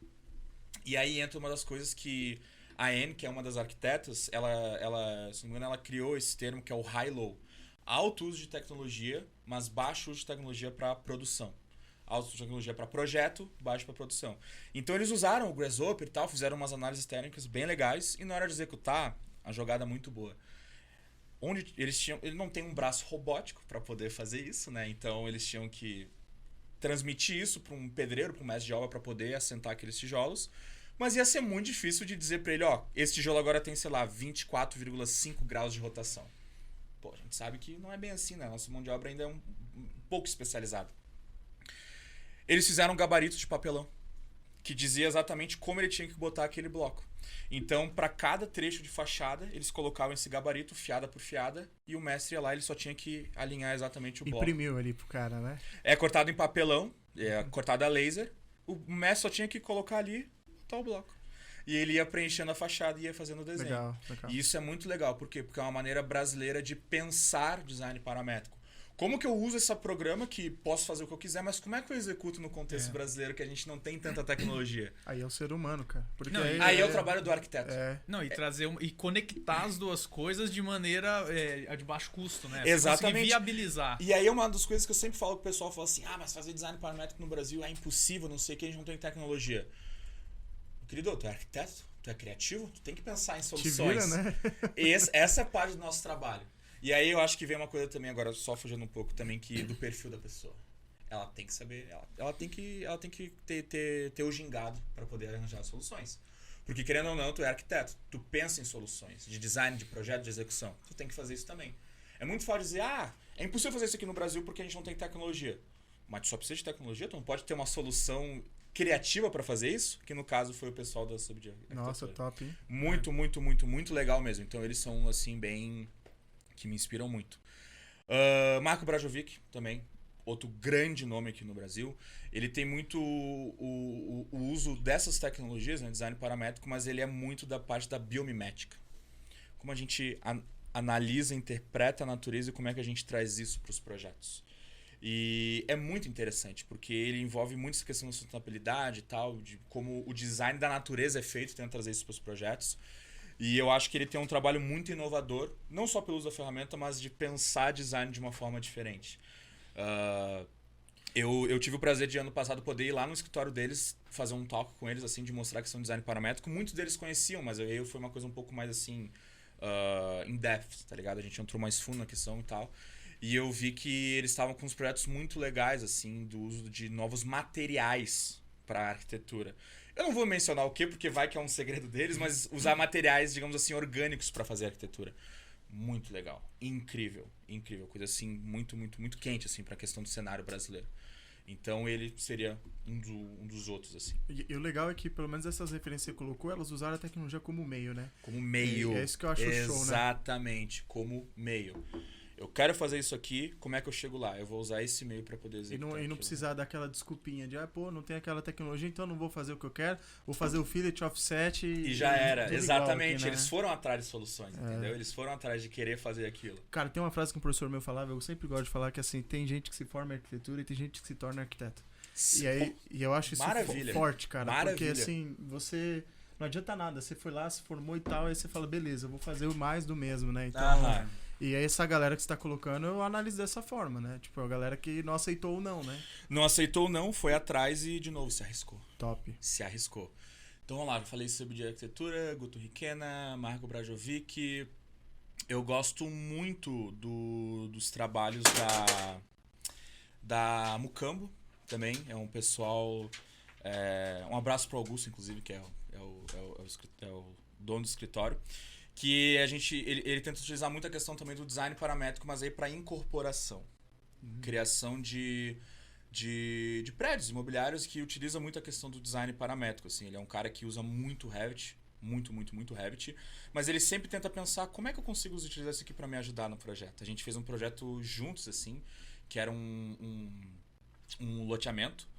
Não lembro muito bem a cidade agora, que era no interior, lá, se não me engano, da Bahia, alguma coisa assim. Que a gente tinha um loteamento gigantesco, a gente tinha várias glebas, várias zonas, e a gente tinha um módulo de construção, tipo um módulo, que tinha 1, 2, 3 ou 4 andares. E a gente tinha uma área que a gente tinha que chegar que o incorporador pediu. A gente tem que chegar em tantos 1000 metros quadrados aqui. Aí ele falou, Léo, e se a gente usar design generativo? Aí eu, show de bola. Aí a gente usou design generativo para não só dizer como a gente tinha que implantar aqueles módulos, primeiramente implanta, ocupação de terreno, e depois como que tinha que ser a relação deles de altura ali naquela quantidade para a gente chegar naquela área final. E assim, o legal foi que, aí chutando números, faz um tempo esse projeto eu não lembro muito bem. Eu até não sei se eu posso falar os números exatos, mas foi tipo assim, eles tinham que chegar, sei lá, em 1000 metros quadrados construídos. A gente chegou em, sei lá, 997, utilizando design generativo. E foi uma coisa que, tipo assim, meu Deus do céu, incrível. O design generativo é uma coisa que a gente ia levar muito tempo se fosse fazer à mão. Muito esforço humano. A gente levou, sei lá, 1 semana e meia. E isso foi muito legal. Tem um resultado muito massa. Super Limão seria outro escritório. Eu sei que eles usam muito a questão do design paramétrico. Acho que eles até fizeram um McDonald's agora aqui em São Paulo, que eles utilizam na fachada a questão do design paramétrico. Tem uma amiga minha, a Mari, que trabalhou lá com eles. Ela era uma das, digamos assim, encarregadas da questão do design paramétrico. E, bom, se ela tava lá e fazia isso é porque ela é muito boa, então eles acabam sendo muito bons, assim. Tem vários projetos que a gente consegue ver essa pegada do design paramétrico, que eu acho que eles são uma referência bem legal também aqui na questão Brasil. E tem alguns outros nomes aí, não são muito da questão da arquitetura, engenharia. Por exemplo, a Ita Construtora. Eles são muito bons na questão de estrutura de madeira. E eles utilizam o design paramétrico para resolver a questão das estruturas, muita análise estrutural. O pessoal lá, que é o João, o Márcio e o Renan. Só o João trabalha na Ita, mas todos eles já passaram pela Ita. Assim, eles criaram um plugin do Grasshopper para estrutura de madeira. Isso é incrível. E eles são brasileiros, entendeu? Isso é incrível, incrível. Já é difícil saber alguém que mexe. Eles fizeram um plugin pro Grasshopper e eles são muito bravos, assim. Então lá na Ita é um pessoal que está sempre utilizando, né, dessas tecnologias para fazer projetos melhores, mais eficientes, né? Eu acho que seriam assim o pessoal que eu posso dizer que tá lá em cima para fazer a questão de projeto, sabe? Você tem também algum assim de área de mobiliário, que a galera gosta muito, Ah, sim, né? mobiliário. Tem. Eu queria mais arquitetura e engenharia, mas vamos entrar nesses aí. Estúdio Deluxe e Mono Design são... Estúdio Deluxe é cliente não. Pois é. Um abraço pro Hugo, inclusive, que é a gente tá sempre em contato, estou sempre fazendo alguma coisa com ele. Eles usam muito da questão do design paramétrico. Agora, um dos últimos projetos que a gente fez em parceria foi um código, um algoritmo, que ele pega o 3D do mobiliário deles, o 3D modelado em Rhino, bonitinho. Esse código ele tinha 3 etapas. Primeira, pegar cada uma das peças e planificar no chão. Então, abrir esse móvel e deixar ele planificado. Segunda etapa é pegar essas peças e fazer um nesting, que é ter uma zona e eu conseguir agrupar essas peças para ter melhor ocupação possível, para não gastar material. Para não jogar fora o material. E aí nessa etapa ele já diferenciava a espessura dos materiais, das chapas de MDF, fundo, etc. Já fazia toda a separação.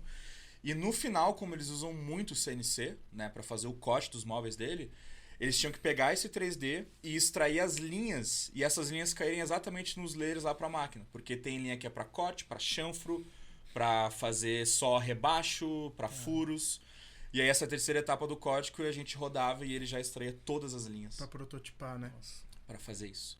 E era uma etapa que aí depois eu trabalhei isso muito mais com o Hugo, assim. E aí foi uma etapa, uma coisa que quando eles começaram a levar isso lá pro escritório, ele mandou para mim. Ele fez uma apresentação lá interna, ele me mandou assim um trecho. Antes eles levavam 40 minutos para fazer esse processo inteiro, que eu falei.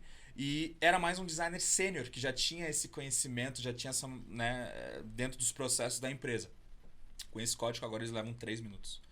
E qualquer pessoa, pode ser um estagiário, pode usar esse negócio. Então ele botou lá, eles economizaram, sei lá, 93% do tempo. Isso é incrível, incrível. Então é uma empresa que vê a utilidade, né, do design paramétrico e quer aplicar isso no processo. Não uma coisa muito de design, entendeu? Mas mais de processos, assim. Mas eles têm lá algumas peças que são mais paramétricas, digamos assim. Tem o pessoal também da Una Marcenaria, que fazem muitos projetos assim paramétricos também. E eu acho que aí na questão mais de imobiliário, assim. Mas eu poderia, sei lá, também mencionar design de joias. Tem a Flávia Rigoni, que utiliza muito design paramétrico para fazer as joias que ela produz. Tem moda também, a galera que faz vestido. Isso, coisas, né? Eu ainda não entrei, eu ainda não conheço alguém da moda especificamente, assim. Mas acho que o mais próximo tem a questão de tênis, design de calçados. E tem um amigo meu, que ele... conterrâneo lá de Porto Alegre também, que é o Luiz Bugin, um abraço pra ele. Que hoje ele tá na Alemanha só desenvolvendo impressão 3D de calçados. Impressão 3D, isso é incrível. Design E utilizando, produto, né? e utilizando design paramétrico. Muito da hora, muito. É uma questão de, tipo assim, ele consegue imprimir um tênis pra ti. Confortável, coisa toda. E essa é toda a área de pesquisa dele, assim. Então, eu poderia citar muitos nomes. Eu acho que o importante é vocês saberem que tem pessoas que fazem isso. E que ganha dinheiro com E isso, que que eu acho ganha- que é muito importante. E que né? ganha muito dinheiro. Eu posso dizer por mim, muito dinheiro. É uma grana bem boa, porque é um diferencial. Nem todo mundo sabe. E é aquela coisa que eu falei, da responsabilidade. Porque vem um projeto grande, responsabilidade é tua. Mas o pagamento é grande também. Sim. O risco é grande, mas o retorno É aquela grande. coisa, quanto mais risco tu tem, mais retorno tu tem. Porque o risco é maior. E a gente tá tentando evitar esse risco. Então, se tu consegue resolver aquilo sem risco, então tu acaba recebendo aquilo. Então, o pagamento também é bem grande. Legal. Bem grande. Então, acho que seriam esses nomes. Aí, Pô, gringos, né? Vamos falar do pessoal lá de fora. De sempre. Zaha Hadid, Frank Gehry, Daniel Beskind, Big. Os principais, assim, a gente tem Foster também. Esses grandes que a gente já sabe, assim, que faz esse Na trabalho. verdade, a maioria deles se tornou muito grande porque utiliza isso, né? Exatamente. É isso que é importante. Exatamente. Eles só conseguiram chegar nesse resultado de projetos por causa das ferramentas que eles utilizam. E eles todos Rhino Grasshopper. Eu lembro até que eu conversei com o Alexandre, que eu acho que é sócio do Thomas lá, que ele trabalhou nos escritórios da Hadid, né? E era engraçado ele comentar o processo de criação de projetos da Hadid, assim como de outros escritórios.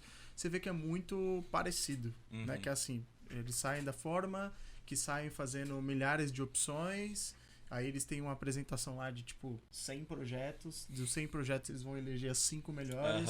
Desses 5 melhores, então até então não se fala em BIM, não se fala em nada. E aí eu vejo uma coisa muito importante, que eu acho que para quem está escutando ali, quem trabalha com arquitetura e engenharia, se vê muito o design computacional, pelo menos a minha que eu vou falar agora, a minha impressão.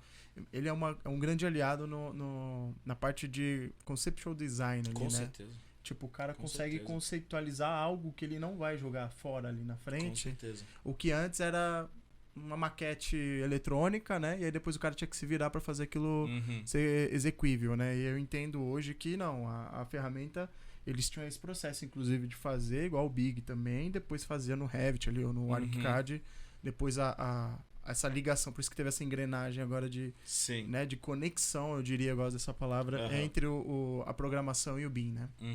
Então me lembrou um pouquinho disso. E a questão do concept design é bom porque tu consegue fazer várias iterações de forma muito rápida. Por quê? Tu muda os parâmetros. Design paramétrico, é um parâmetro, é uma variável. Então, quando tu muda uma variável, tu muda o teu projeto. Então, tu pode fazer várias opções de projeto de forma muito, muito, muito rápida. E isso que é muito legal. Por quê? Porque antes a gente faz, se a gente for pensar na forma, digamos assim, tradicional, tu faz 1, 2, no máximo, uma proposta, entendeu? E às vezes tu não faz mais porque não tem tempo, porque é muito trabalhoso, e às vezes tu fica naquele projeto porque é o que tem. Design paramétrico não. Tu faz o teu código, tu pode levar tempo para isso, mas depois tu pode testar várias opções. E isso é muito legal, porque tu consegue desbravar mais o campo do design, nesse caso, o campo das soluções possíveis. Legal, gostei dessa palavra, soluções possíveis. Dentro disso tudo, Léo, o que você vê agora puxando um outro gancho? Não sei se você tem mais alguma referência, mas acho que deu pra dar uma mega aula aí, que o Brasil tá top aí, né? Eu queria assim, priorizar Brasil, porque é novidade, porque lá fora tem muitos, entendeu? Já não é novo pra eles, pra gente é novo. Então eu prefiro dar mais essas referências aqui no Brasil, pra o pessoal ver que, pô, tem área aqui, a gente consegue isso, do que lá fora, porque lá fora, beleza. Se não usa Grasshopper, usa Rhino, todo mundo usa Rhino, é padrão. Rhino aliado com Grasshopper ou não, mas sempre um Revit ou um ArchiCAD. Então não é novidade, entendeu? Tu entra lá no teu currículo, tu põe Rhino, Grasshopper, eles falam, beleza, mais um, entendeu? Sim. Mas aqui não, aqui é um diferencial. E eu sempre falo pros meus alunos, tu sabendo Rhino e Grasshopper aqui, cara, tu é muito bem cotado. Se tu junta o teu Rhino, Grasshopper e um BIM, seja ArchiCAD ou Revit, cara... Mas eu falo também de onde eles querem. É muito importante, eu acho que assim, saber. Você quer entrar naquele escritório? A gente viu algum outro podcast, né? Cara, olha aquele escritório faz, namora ele, vê o que ele usa, né? Se você de fato quer trabalhar lá, e aí você se especializa. Eu lembro que teve algum dos podcasters que falaram pra gente, né? Eu acho que foi o Felipe, quando ele falou que ele foi lá, se preparou, fez um monte de coisa e chegou lá no escritório na Austrália, já mostrou, colocou no modelo digital e tal. Assim, são poucas, eu diria assim, sair da curva ali, né? O cara, tá todo mundo ali com o Behance e tal, igualzinho. Aí o cara falou assim, então, cara, eu fiz o projeto de vocês aqui em BIM, eu queria mostrar pra vocês. Isso é legal, né? Então, assim, estudar o escritório, se aprofundar e aí entender que aquela ferramenta, o que a gente fala aqui do BIM, né? Que assim... entender qual melhor ferramenta se adapta para aquilo que você quer se expressar e não o contrário, né? Claro, acho exato. Que isso é tipo assim, isso é muito importante. Tu achar a ferramenta que te ajuda a te expressar. Porque querendo ou não, arquitetura, design é expressão. É expressão. Imagina tu é um músico que toca violino e tu vai ter que fazer uma orquestra com um violão. Não faz sentido. Pô, vai pro violino, entendeu?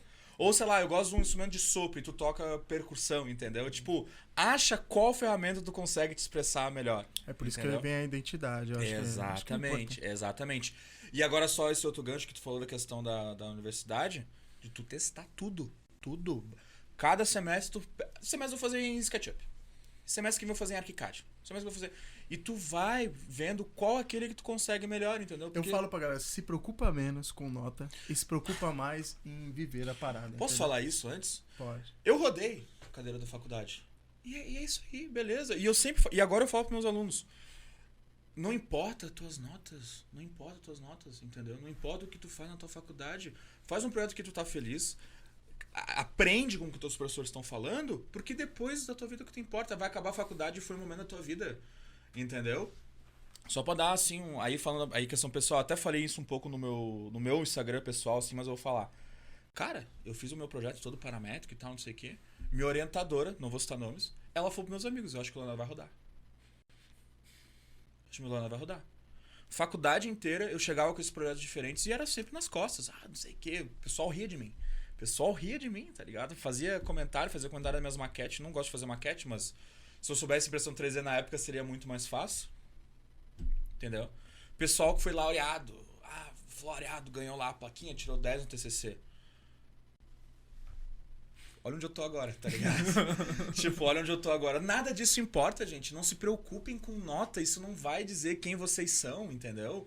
Quando eu entendi isso, eu me libertei. Eu pude fazer o que eu queria. E aí a faculdade foi muito mais gratificante, entendeu? Porque eu não queria ganhar nota. Eu queria aprender arquitetura.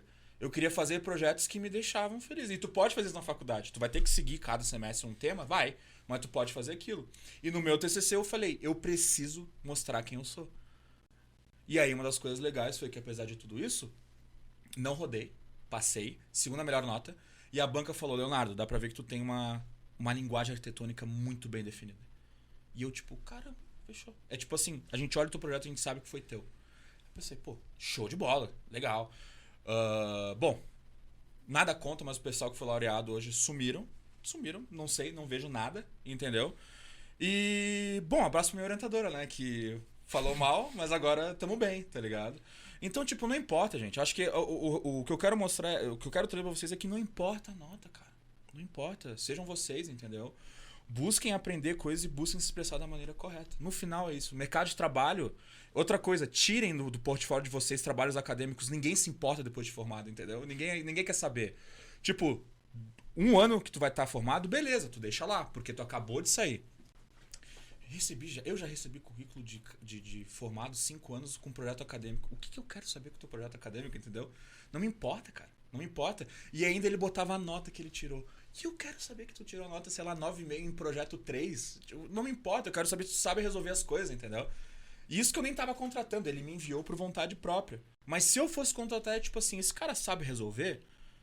Ah, ele rodou uma cadeira da faculdade. E daí? Ele resolve o meu problema? Resolve, beleza. Esse é o cara que eu quero. É o que a gente fala muito aqui, né? Não adianta...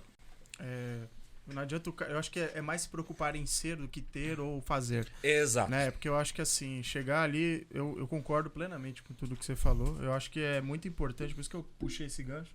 Porque eu acho que o pessoal da faculdade está muito preocupado ali com a nota. Aí o que o professor vai pensar de mim, tal. Eu falo assim, galera, aproveita a faculdade, porque depois você vai sentir uma saudade imensa.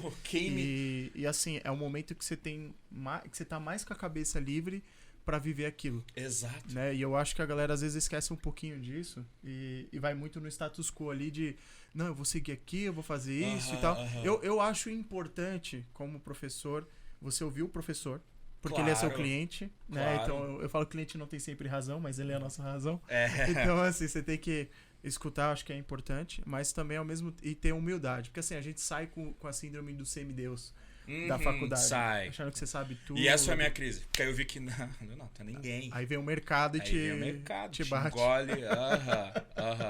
Isso que tu falou do pessoal de seguir assim na faculdade. A gente mudou um pouco de assunto, mas eu acho isso muito importante. Muito importante falar. É sério, isso é muito burro. Se o brother estiver assistindo, ele foi meu colega, desculpa, mas tu é muito burro. Segundo semestre da faculdade, ele tirou tipo 10 no projeto. E aí ele fez lá, era um projeto de paisagismo. Não era paisagismo, era lá na hora de Porto Alegre, né? Então era meio paisagismo e tal, não sei o que, meio urbanismo. Aí ele fez um padrão no piso, e esse padrão já delimitou como ia ser a geometria do projeto. Aí o professor achou genial. Tudo bem, legal, genial. Pô, segundo semestre o cara propôs isso. Pô, da hora.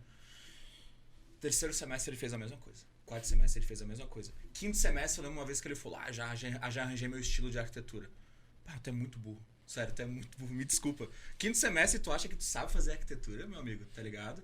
Foi, e tipo, ele repetiu isso por muito tempo, porque ele achou que ele tivesse resolvido a questão da arquitetura. Ele ficou viciado naquilo ali, né? Ele achou uma linguagem de arquitetura sendo, sei lá, no segundo ano de arquitetura. Ai, dá licença, tu não é o Niemeyer, tá ligado?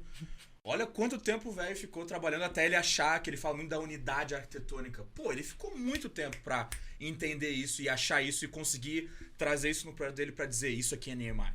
Cara, tu tem 19 anos, tu tá no segundo semestre de arquitetura. Tipo, dá licença, sabe? Tipo, para.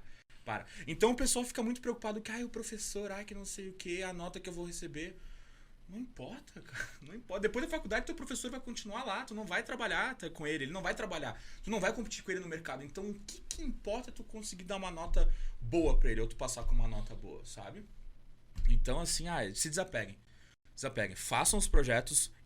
Acho que assim, universidade é experimentação. Muda tudo. Faz tudo. Sei lá, pega o projeto, faz de cabeça pra baixo, vê o que dá. Entendeu? Muda as ferramentas, procura as formas diferentes, entendeu? Sei lá, cada semestre tenta te puxar um pouco e mudar o software. Tipo, agora eu quero fazer em ArchiCAD, agora eu quero fazer em Revit. Tentar SketchUp. Claro, isso aí, gente, leva tempo, né? Aprender a coisa, eu sei, eu entendo. Mas é que na faculdade vocês podem errar. No mercado de trabalho vocês não podem errar. Porque se vocês erram, aí vai ser problema. Porque o mercado lembra. O mercado, ele fala muito. Então, se tu erra... Então, erra na faculdade. O máximo que vai acontecer é tu receber uma nota ruim. Ou rodar, que foi o meu caso. Mas, agora, depois do mercado de trabalho, não acontece mais comigo. Porque eu me achei. Entendeu? E tem muito pessoal que sai e aí vai se achar. Cara, eu acho que resume, né? Tudo que a gente já presenciou nos outros podcasts. E também que a gente vivencia aqui todo dia em São Paulo. Porque a gente já percebe essa síndrome e o ego. Eu acho que é normal isso. Eu entendo que são as fases que a pessoa tá da vida, né? Mas eu acho que na arquitetura é pior, né? Convenhamos. É os semideuses. Na arquitetura o pessoal acha como que... arquiteto eu posso falar. O Jonas... Ele esse tá problema aí eu não tenho. Eu não sou arquiteto. Eu sou engenheiro, então eu tô aqui de boa, né, Jonas? Pois é. Mas é uma coisa que a gente tenta abraçar bastante, assim. Eu acho que é importante porque... depois disso, até minha pergunta que eu queria entrar no bloco agora com você. Minha pergunta que eu queria fazer agora, Leonardo Pentino, ali nesse nosso último bloco, é assim: dentro de tudo que a gente falou aqui, oportunidades. Né? Quando a gente fala de, tá preparado com isso, eu entendo, não sei se, assim como a gente tem no BIM, no paisagismo, na inovação, a gente tem um leque gigante, graças a Deus, que a arquitetura e a engenharia nos proporciona, né? E dentro disso, o design paramétrico, ele entra como, eu vejo como uma especialidade, talvez. Você acha que eu tô errado? Assim, quais são as oportunidades que isso vai gerar pro mercado? Eu acho que... Pro mercado, tá falando. Tá. Isso. Eu acho que assim, tu ser arquiteto aprender design paramétrico é uma especialidade. Tu é arquiteto, tu sabe mexer nos programas, mas tu também sabe mexer em design paramétrico. No momento que tu é um designer computacional, aí tu não é só um arquiteto, entendeu? Tu vira um designer que usa daqueles programas para resolver design. Deu pra entender assim a diferença? Sim. Eu acho que a questão da especialização é muito boa porque é uma carta na manga que tu tem. Tu vai fazer projetos usualmente, sempre com BIM ali, se for BIM, mas ainda pode ser que seja um SketchUp, alguma coisa, mas vamos botar que é um histórico, né, bom. Tu vai trabalhar com o teu BIM e aí às vezes vai ter, tipo, se a gente tentar isso aqui. Aí vem o design paramétrico. E aí tu já vai poder dizer, eu posso tentar, entendeu? Eu tenho esse conhecimento. E aí tu vai lá e aí tu utiliza o design paramétrico. Tu tem aquele plus, né? É o plus, exatamente. É uma coisa que tu tá ali, no teu bolso, e quando vem a oportunidade tu pode dizer, não, tem design paramétrico, sabe? Eu posso resolver isso. E o que acontece, e eu já vi acontecer isso com alunos, é que, primeira vez ele falou, eu sei mexer naquele programa. Falou pros chefes, aí eles, vamos então tentar alguma coisa. Aí foi lá, fez, não executaram, mas o cara viu, o guri tem potencial, o guri sabe fazer. Próxima vez já vieram direto nele. Olha só, a gente queria tentar uma coisa diferente. Botaram ele. Foi. O cara agora só trabalha com design paramétrico no escritório. Então, assim, era aquela... Se tornou uma necessidade, né? E não só isso. O pessoal do escritório viu que eles tinham a possibilidade de fazer porque tinha uma pessoa que sabia fazer aquilo. Então, agora ele é super cotado no escritório porque ele sabe design paramétrico. Ele não se considera designer computacional porque ele ainda está fazendo aquele trabalho mais de arquitetura, né? E ele vem com design paramétrico quando ele precisa. Ele não tá todo dia utilizando aquilo, até porque não tem muita demanda. Mas quando tem, é com cara. Entendeu? Show. É com cara. E assim, tô falando agora oportunidades, né? Mais de mercado, essa que foi a tua pergunta. Bom, mostrar que tu é diferente. Olha pros prédios de hoje em dia, o que tem de design paramétrico, né? O que tem de diferente? O que tem de inovação? Inovação em vários, pode ser questão de design, forma, mas também produção, execução, fabricação digital. Então, assim, o que eu vejo no mercado é que ainda tem uma digamos assim, o pessoal ainda tá muito meio que o pessoal acha que eles estão pisando em ovos, assim. Ah, não, vamos usar design paramétrico, não sei como é que o mercado vai aceitar, não sei o que, não sei o que, não sei o que. Só que o pessoal que tá arriscando e tá fazendo isso, tá vendo que tá dando resultado. Fazendo designs diferentes, propostas diferentes. E eu acho que depois de um tempo, porque quando eu comecei tudo isso, há 4, agora quase 5 anos atrás, ninguém falava sobre isso. Muito difícil um escritório contratar alguém que tem esse conhecimento. Na verdade, eu via muito uma questão de o pessoal ter medo de ser julgado. Também. Putz, eu lembro na época da faculdade, eu também sou dessa linha que eu gosto muito desse tipo de arquitetura, né? Eu gostava de fazer a forma, sabe? Tipo, fazer um avião, que o avião vai virar um prédio, umas paradas assim, eu gostava. E os professores vinham muito me podando, assim, tipo, cara, isso aí não vai ser execuível, isso aí não vai, né? E aí eu falei, cara, quanto mais eles falavam que não ia, putz, mais eu ia pro caminho, sabe? Assim, tipo, mas eu via muito essa oportunidade que você falava, mas eu também tinha muito medo do julgamento ali, do cara falar, cara, isso que você tá fazendo, eu não... Eu lembro que no meu TFG eu fiz um prédio que torcia. E eu fiz no Grasshopper o conceito e depois fui pro Revit. E eu fiz um prédio que ele seguia o caminho do sol e um outro prédio, sabe? Assim, e no meio tinha uma empena. Depois eu posso até botar uma imagem aqui. E na época eu usei tudo que eu tinha de tecnologia, cara. Eu fiz até um chaveiro do TFG. Pra você ter uma noção, impresso em 3D assim. Eu não tinha o que fazer naquela época. Aí eu falava assim, vou desenvolver usando a tecnologia. E aí depois eu lembro, cara, pra não citar nomes, aqui uma pessoa chegou pra mim e falou, cara, isso aí é impossível de ser construído. Cara, aí corta, depois pra 4 anos o Big lançando o mesmo prédio de Miami, que ele é torcido, assim, foi construído. Cara, eu fiquei assim, não, cara, é umas coisas que eu vejo que assim... Se eu tivesse seguido aquela linha, talvez eu tinha me destacado como arquitetura, né? Mas era uma coisa que eu vejo que o pessoal tem esse um pouco de preconceito, mas eu acho que hoje tá tendo um pouquinho mais de naturalidade, porque quando a gente fala de... Eu acho que vem muito tempo, assim, parametria, inteligência artificial. Eu acho que agora o pessoal tá se abrindo mais. Tá se abrindo Eles mais. Se abrindo mais. Porque antes eu percebia, tipo assim, não, esse cara aí tá achando que é o Frank Gehry. Esse cara aí você não podia, tipo, ter um caminho nessa linha, entendeu? Isso aí me chamaram direto na faculdade. Ficavam me chamando, porque tu quer ser o Frank Gehry, não sei o que. Eu falo, tipo, não, eu só quero fazer um negócio diferente. Exato. Mas a questão, assim, das oportunidades, então tem um pouco isso. Como eu falei, quando eu comecei, era pouco falado. Pouquíssimos escritórios, assim, estavam abrindo uma pessoa que sabia Rhino, Grasshopper. Vamos botar design paramétrico, tá? Dessa maneira. Coisa foi indo, novas tecnologias, etc, foi passando. Eu não vou dizer que eu tive uma grande influência nisso, mas eu acho um pouco coincidente que quando eu comecei a fazer os vídeos, começaram alguns escritórios, assim, a, tipo, não só me seguir, mas abrir algumas vagas que pediam isso. De novo, não tô dizendo que eu sou o patrono do negócio no Brasil, mas houve essa coincidência. Cara, hoje em dia eu vejo muitos escritórios que abrem pessoas para contratar. Que tem o pacote normal, um Revit, um ArchiCAD, um Lumion, sei lá, qualquer coisa assim. Então, tipo um BIM, um renderizador e diferencial, Rhino Grasshopper. Eu acho isso bem legal e sempre quando tem eu boto lá na minha comunidade. Você criou esse problema. Eu acho que é problema que eu digo bom, assim. Sim, né? sim. Porque até então é igual a gente quando era discutido o BIM. Sim. 10 anos atrás, eu não uso AutoCAD desde 2012. Também. Aí eu chego pros caras e falo assim, pô, vamos fazer aqui no BIM. Não, mas no BIM você tem que saber tudo antes. E não sei o que lá. Hoje o cara tá muito mais receptivo, né? E aí quando você fala, não, é engraçado quando a gente fala, aquele cara ali, o Leonardo mexe com o Grasshopper. Não, esse cara aí já tá... Não dá. Esse cara aí tá lá na asa, entendeu? Ele tá... Ainda a galera tem uma percepção, mas pelo menos já sabe o que é. Sim. Porque até então, se você não dá a cara a tapa e não mostra aquilo... Cara, a gente... Quanto tempo a gente ia ficar ainda... Acho que talvez a gente... vamos começar assim, a gente nem estaria fazendo esse podcast. Pois é. Então eu acho que esse é o ponto, né? Que é importante. Sim. E acho que esses escritórios começaram a ver esse pessoal lá de fora e começaram a entender os processos. Porque eu acho que AutoCAD e SketchUp não tem muito eficiência, convenhamos. Mas aí quando começou o BIM, eles viram que, bom, os caras usam BIM. Como que eles usam? Qual que é o processo deles? E aí eu acho que começou a surgir um pouco esse nome, Rhino Grasshopper. E eles começaram a meio que fazer esse link de que, pô, eles fazem isso também por causa do Rhino Grasshopper. E aí eu acho que eles começaram a perceber que, pô, seria interessante a gente propor coisas diferentes, né? Fazer outros tipos de design. Tem um outro problema, isso a gente tá falando agora da questão de oportunidade, mas tem um outro problema que ainda é muito grande, é que eu particularmente acho que a nossa arquitetura tá muito atrasada. Questão, não digo de design, mas eu digo de inovação, tecnologia. Tá muito atrasado, muito atrasado. Pelo amor de Deus, cara, eu tô fazendo estruturas lá com tipo dupla curvatura em aço e estão fazendo.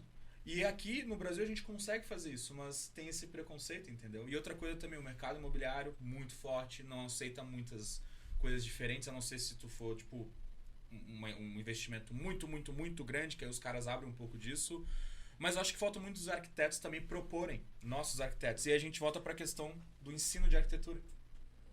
Falta os professores chegarem e dizer, pô, olha só, vamos ver mais questão de tecnologia, vamos, né, dar uma olhadinha nisso, olha só, pessoal, inovação, pá, não sei o quê.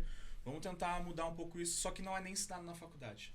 Aí ele sabe que o mercado de trabalho, ele é engolido por essa cultura que a gente já tem aqui, que é repetir a mesma forma de fazer arquitetura que nem o Niemeyer e todo esse pessoal, mas não na questão de design, mas na questão de execução, então tudo retinho, papapá, né? Nada contra esse tipo de prédio, mas eu acho que já tem muito, né? Acho que já tá meio que desbravado tudo isso. E ele continua esse processo até o fim. Falta aquela sementinha na faculdade, de botar nos alunos, entendeu? E se for diferente? E se a gente usar, sei lá, chega um semestre e fala assim, gente, o tema desse semestre é impressão 3D. Vamos fazer um projeto impresso 3D. Guto Riquena fez o primeiro projeto impresso 3D da América Latina. Aqui em São Paulo. Entendeu? Porque aí o aluno vai começar a ver isso e vai começar, pô, eu consigo fazer diferente. Aí vocês entendem que é a questão de uma ideia. Uma ideia a gente vai multiplicando ela. E eu acho que falta um pouco isso lá atrás, e o que a gente vê hoje aqui no nosso prédio, na nossa arquitetura, é consequência disso. Exato, Entendeu? mas eu também acho que com essa nova geração, né? Eu acho que tá tendo uma mudança bem legal. Vai dar um turbo Bem aí. legal mesmo, assim. Eu acho que a mudança tá vindo, e eu acho que é uma coisa para que, sei lá, 1 ano, 2 anos a gente começa a ver uma coisa mais presente, assim. Mas eu acho que ainda falta um pouco. Era a minha pergunta. Eu acho que esse é os desafios, né? É os desafios. E é o desafio que eu passo todo dia, né? Sim. Porque, querendo ou não, eu tô meio que tendo... Claro, não vou dizer de novo, não sou o patrono disso nem nada, mas é uma coisa que todo dia eu tô brigando contra, entendeu? Mas eu acho que fazer a catequização ali, de publicar, de postar, eu acho que de uma certa forma, né, Joana? A gente Eu acho que divulga ali. o né? acesso facilitado a ferramentas e principalmente os conteúdos disponíveis em língua portuguesa, a possibilidade hoje de criar comunidades, de ter essa, eu acho que possibilita talvez, se a academia não empurra nos alunos, talvez alunos inquietos empurrem para a academia. Acontece muito isso, alunos inquietos que vêm ver meus vídeos, assistir, fazer a escola parametrizada, porque eles querem fazer diferente. Então eu sei que eles já são a mudança, sei lá, de uma turma de 100 pessoas, eu sei que 1, 2 já vão estar com esse pensamento. Esse semestre é isso, semestre que vem são 4, 8, e aí vai multiplicando, Sim, entendeu? E vai chegar um momento que né? vai ser o contrário, os alunos vão pedir isso para os professores. Eles vão pedir inovação. Não os professores que vão cortar eles, entendeu? Porque já vai estar tão disseminado que eles vão começar a se questionar. Pô, por que eu não tô... Os caras fazendo impressão 3D aqui na América Latina, por que eu não tô aprendendo isso? Pô, é possível.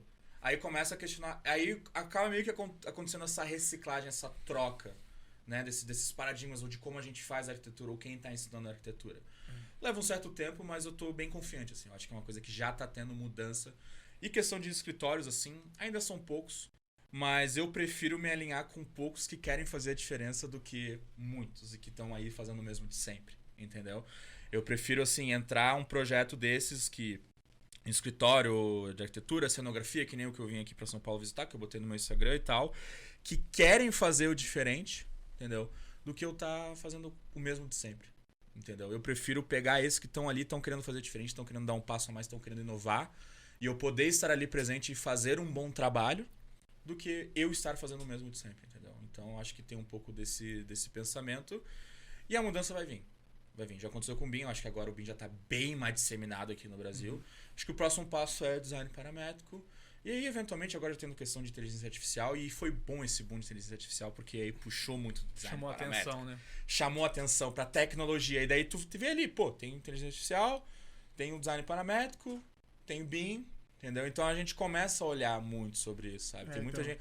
Teve agora uma inscrita lá no Instagram que ela veio falar comigo, Léo, o que tu acha da questão de, tipo, BIM, inteligência artificial, design paramétrico? Quando é que eu posso fazer uma pós de um desses 3, sabe? Deu, pô, legal, já estão falando sobre isso, né? Já tá uma coisa que tá começando a se disseminar, assim. E esse boom foi bem importante mesmo. Legal, Léo. Eu queria entrar no final aqui, então, pra gente poder encerrar nosso podcast. Foi riquíssimo aí, né? Sim, O Léo sim.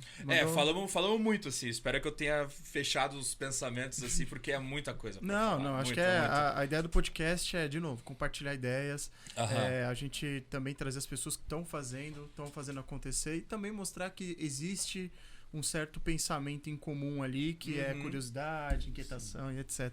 Léo, queria que você passasse pro pessoal ali, no final, um insight, a gente fala de um comando, trazendo para a programação, um script que você deixaria de dica para quem está escutando ali. Que dica você daria para o pessoal aí, para quem quiser se diferenciar? Tá? Eu sei que a gente deu várias dicas aqui ao longo, né? Mas assim, qual seria uma palavra-chave, alguma coisa ali, ou um comando pro jovem padawan que está escutando ali? O que você falaria para ele?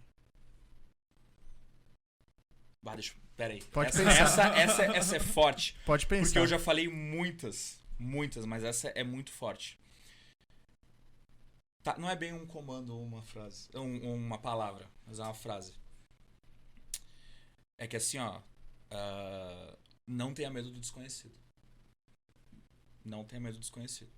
O ser humano, ele fica muito acuado com o desconhecido. Por isso que muita gente tá na zona de conforto, faz o mesmo, o de sempre. Tá sempre ali, mesma coisa, mesmo sempre. Entendeu? Mas exige muita coragem para dar um passo no desconhecido. E a gente não sabe o que vai acontecer. Quando eu comecei essa caminhada toda, foi uma aposta, foi um passo no desconhecido. Ninguém faz isso no Brasil. Tem mercado? Não sei. Eu vou conseguir me sustentar? Vida adulta? Não sei. Mas eu falei, é pra lá que eu vou. Porque eu acho muito mais interessante. Aí uma coisa minha de desbravar. E eu acho que muitas pessoas, alunos, arquitetos, eles não querem dar esse passo no desconhecido, porque exige muita coragem. Muita coragem, porque não se sabe o que tem lá. Pode ser bom, pode ser ruim. A gente não sabe. E eu acho que isso vem da questão do curioso, porque o curioso quer dar esse passo no desconhecido, ele quer ver o que tá lá. E eu acho que tudo isso que a gente falou, questão de inovação e tal, exige muito isso, da curiosidade. E eu acho que seria esse meu comando final. Não tenha medo do desconhecido. Dá muito medo, muito medo, mas às vezes assim, o que tu recebe por fazer isso é muito grande. Eu não vou mentir pra vocês, eu tive muito medo. Até hoje eu tenho muito medo, não vou negar. Qualquer projeto que entra, coisas grandes, etc, eu tenho medo. Mas no final, quando tu vence tudo isso, o que tu ganha, né, esse teu... Não só monetariamente, mas o que tu ganha por ter feito isso, por ter vencido essas barreiras, de ter dado um passo no desconhecido, de ter vencido o medo, as dúvidas, é muito mais gratificante. Muito mais gratificante. Então acho que seria isso, não tenham medo do desconhecido. Vão lá, legal. Vão atrás, não se preocupem com o que os outros vão pensar, porque eles estão lá atrás, entendeu? Eles estão lá onde ainda a luz está lá. A gente está dando um passo no desconhecido, no escuro, na escuridão. A gente está tendo que desbravar tudo. E é muito mais interessante o que tem do outro lado. Eu posso garantir pra vocês. Muito mais interessante. Legal, Léo. Putz, eu vou trazer uma analogia final aqui que eu acho bem legal. Só encaixando isso num contexto. Não sei se vocês já viram como é produzido uma pérola, né? Uma pérola de uma ostra. Ela é produzida da seguinte forma. Entra um grão de areia dentro da conchinha. E aquele grão de areia, ele gera, né, uma partícula que ele incomoda. Ele incomoda aquela concha. Aí ela fica ali, ela fica. E aquela dor é um sofrimento. Né? Então, e aquele sofrimento, ele gera o que no final pra pessoa? Exatamente. Uma joia, né? Uma pérola. Então eu falo pra galera, encontre o seu grão de areia pra te trazer essa pérola, pra te incomodar. Mas no sentido que esse incômodo, ele vai te preparar pra um próximo nível que você vai gerar uma... Massa. Eu lembrei exatamente do que foi incrível. Veio esse insight aqui que eu lembro que eu vi isso num podcast. Falei, cara, é verdade. É o processo de dor mesmo, sabe? Assim, mas é aquela dor de algo tipo, eu tô com medo. Mas, cara, eu vou pegar o desafio, eu vou jogar o chapéu do outro lado do muro, eu vou dar um jeito e tal, né? E essa que é a coisa, né? Porque todo mundo que é empresário já pensou nisso. Abandonar tudo, pegar um CLT e viver minha vida tranquilo. Mas é impossível pra gente. É difícil. Eu fico incomodado com essas coisas. Essa incomodação que me faz ir pra frente, entendeu? Essa questão de pegar um projeto que, a princípio, eu não sei como fazer. Mas é esse desafio, é esse desconhecido que eu quero chegar lá. E é uma coisa que é muito mais forte do que eu. Muito mais forte do que eu. Talvez eu não deveria ter me metido em muitas coisas que eu me meti. Em muitos projetos que talvez eu não sabia fazer. Eu não saberia fazer. Eu poderia ter dito, não é minha área, não é meu escopo, não sei o que. Mas eu falei, eu vou lá. E aí essas pérolas, elas sempre vêm. Porque quando tu vence tudo isso, essa incomodação, esse sofrimento, é muito mais gratificante. Muito mais gratificante. Por quê? Porque teve essa incomodação, esse grão de engenharia que criou essa pérola. O pessoal que tá lá, que tá no usual, não tem essa pérola. Não produz, né? Exatamente, não produz. E, de novo, o mundo daqueles que arriscam. Ninguém sai do lugar sentado. É aqueles que arriscam. São eles que estão na ponta de tudo. Nenhuma pessoa, Zaha Hadid, não ficou lá porque ela não se arriscou. Big, Leonardo Beskind, Guto Riquena, Marco Brajovic. Nenhum deles tá onde eles estão por não ter se arriscado. Eles se arriscaram. Não tem como a gente chegar nesse nível, digamos assim, sem a gente se arriscar. Tem que ter risco. Eu acho que essa que é a coisa boa, né? O risco. Sim. O risco ele compensa, fala, né? Compensa muito. Eu achei interessante que o Leonardo trouxe tanto do não é possível e que alguém faça e eu não faço, de ir atrás, de se desafiar. E eu acho que também, principalmente para aquele jovem que está na faculdade, que está ouvindo e que às vezes ele acha que a vida dele já está ditada porque ele não era o melhor da sala, ou ele não está na melhor faculdade, e aí muitos eles acham que já está fadado ao fracasso o meu currículo. E não, o mercado ele vai querer aquele que dá resultado. Exato. Vai ter as empresas que elas vão olhar para o pedigree, que elas vão olhar para esse tipo de coisa, mas de maneira geral ninguém olha nada. O pessoal quer saber o resultado que está sendo entregue. Exatamente. Então eu acho que o Leonardo trouxe toda a trajetória dele e algumas reflexões que é importante para esse pessoal saber assim, ó, se você é inquieto, se você vai atrás, se você está fazendo diferente, se você consegue dar resultado, a nota da faculdade pode ser que você não é um especialista em tirar nota. Eu brinco que na faculdade eu tinha uma facilidade muito grande de entender como o professor dava prova e tirar nota para aquele professor.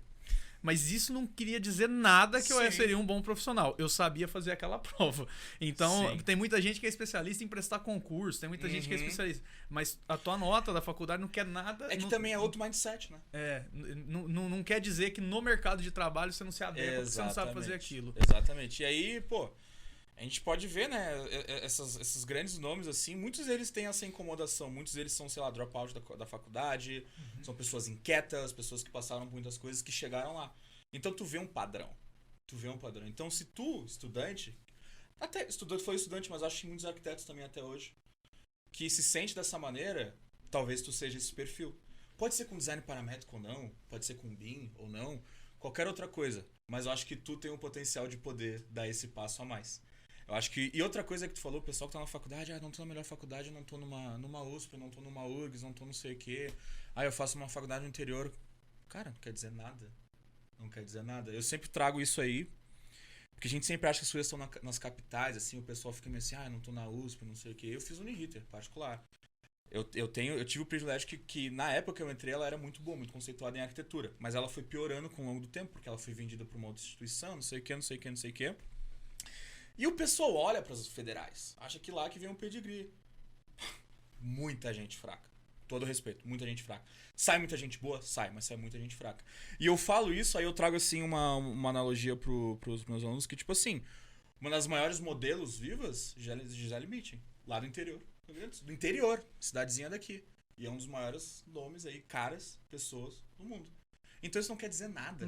Nada. Eu não moro na capital, eu moro no interior. Não quer dizer nada, faça um bom trabalho, entendeu? Faça projetos legais, vá atrás disso tudo. Tem atitude, né? Tem atitude que tu vai chegar nesses lugares. Cara, e tem uma frase do Elon Musk que eu adoro, que assim, ele fala assim, cara, eu não fiz Harvard, eu não fiz MIT, eu não fiz nada, mas quem trabalha pra mim fez MIT, fez USP, fez o caramba 4, então assim, isso não quer dizer nada. Claro que é importante, tá, pessoal, pra quem tá fazendo qualquer faculdade, não é diminuindo ninguém, mas assim, é importante dizer que assim, a faculdade, pra quem não te conhece, é só mais uma parte do que tem ali no seu currículo. Uma parte da tua vida, só uma pequena parte da tua vida. Mas o resto, né, quando a gente fala no sentido ali de tudo que você faz é uma somatória de todas as decisões, né?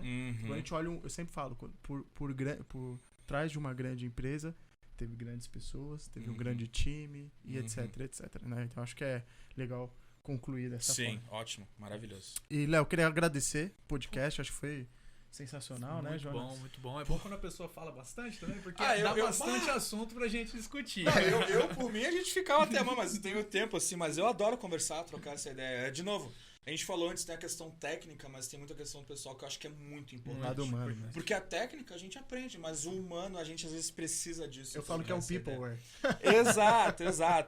Pô, foi muito legal trocar essa ideia com vocês, de verdade, assim. Quem me conhece sabe que tudo bem, tem muita parte técnica, mas eu sou muito da questão pessoal, da gente entender a pessoa, o que ela precisa, como que ela pode fazer tudo isso. E como eu falei, às vezes é uma coisa que o pessoal fica tipo assim, vem o podcast e aí só quer falar de técnico. Não sei o que, o parâmetro, não sei o que.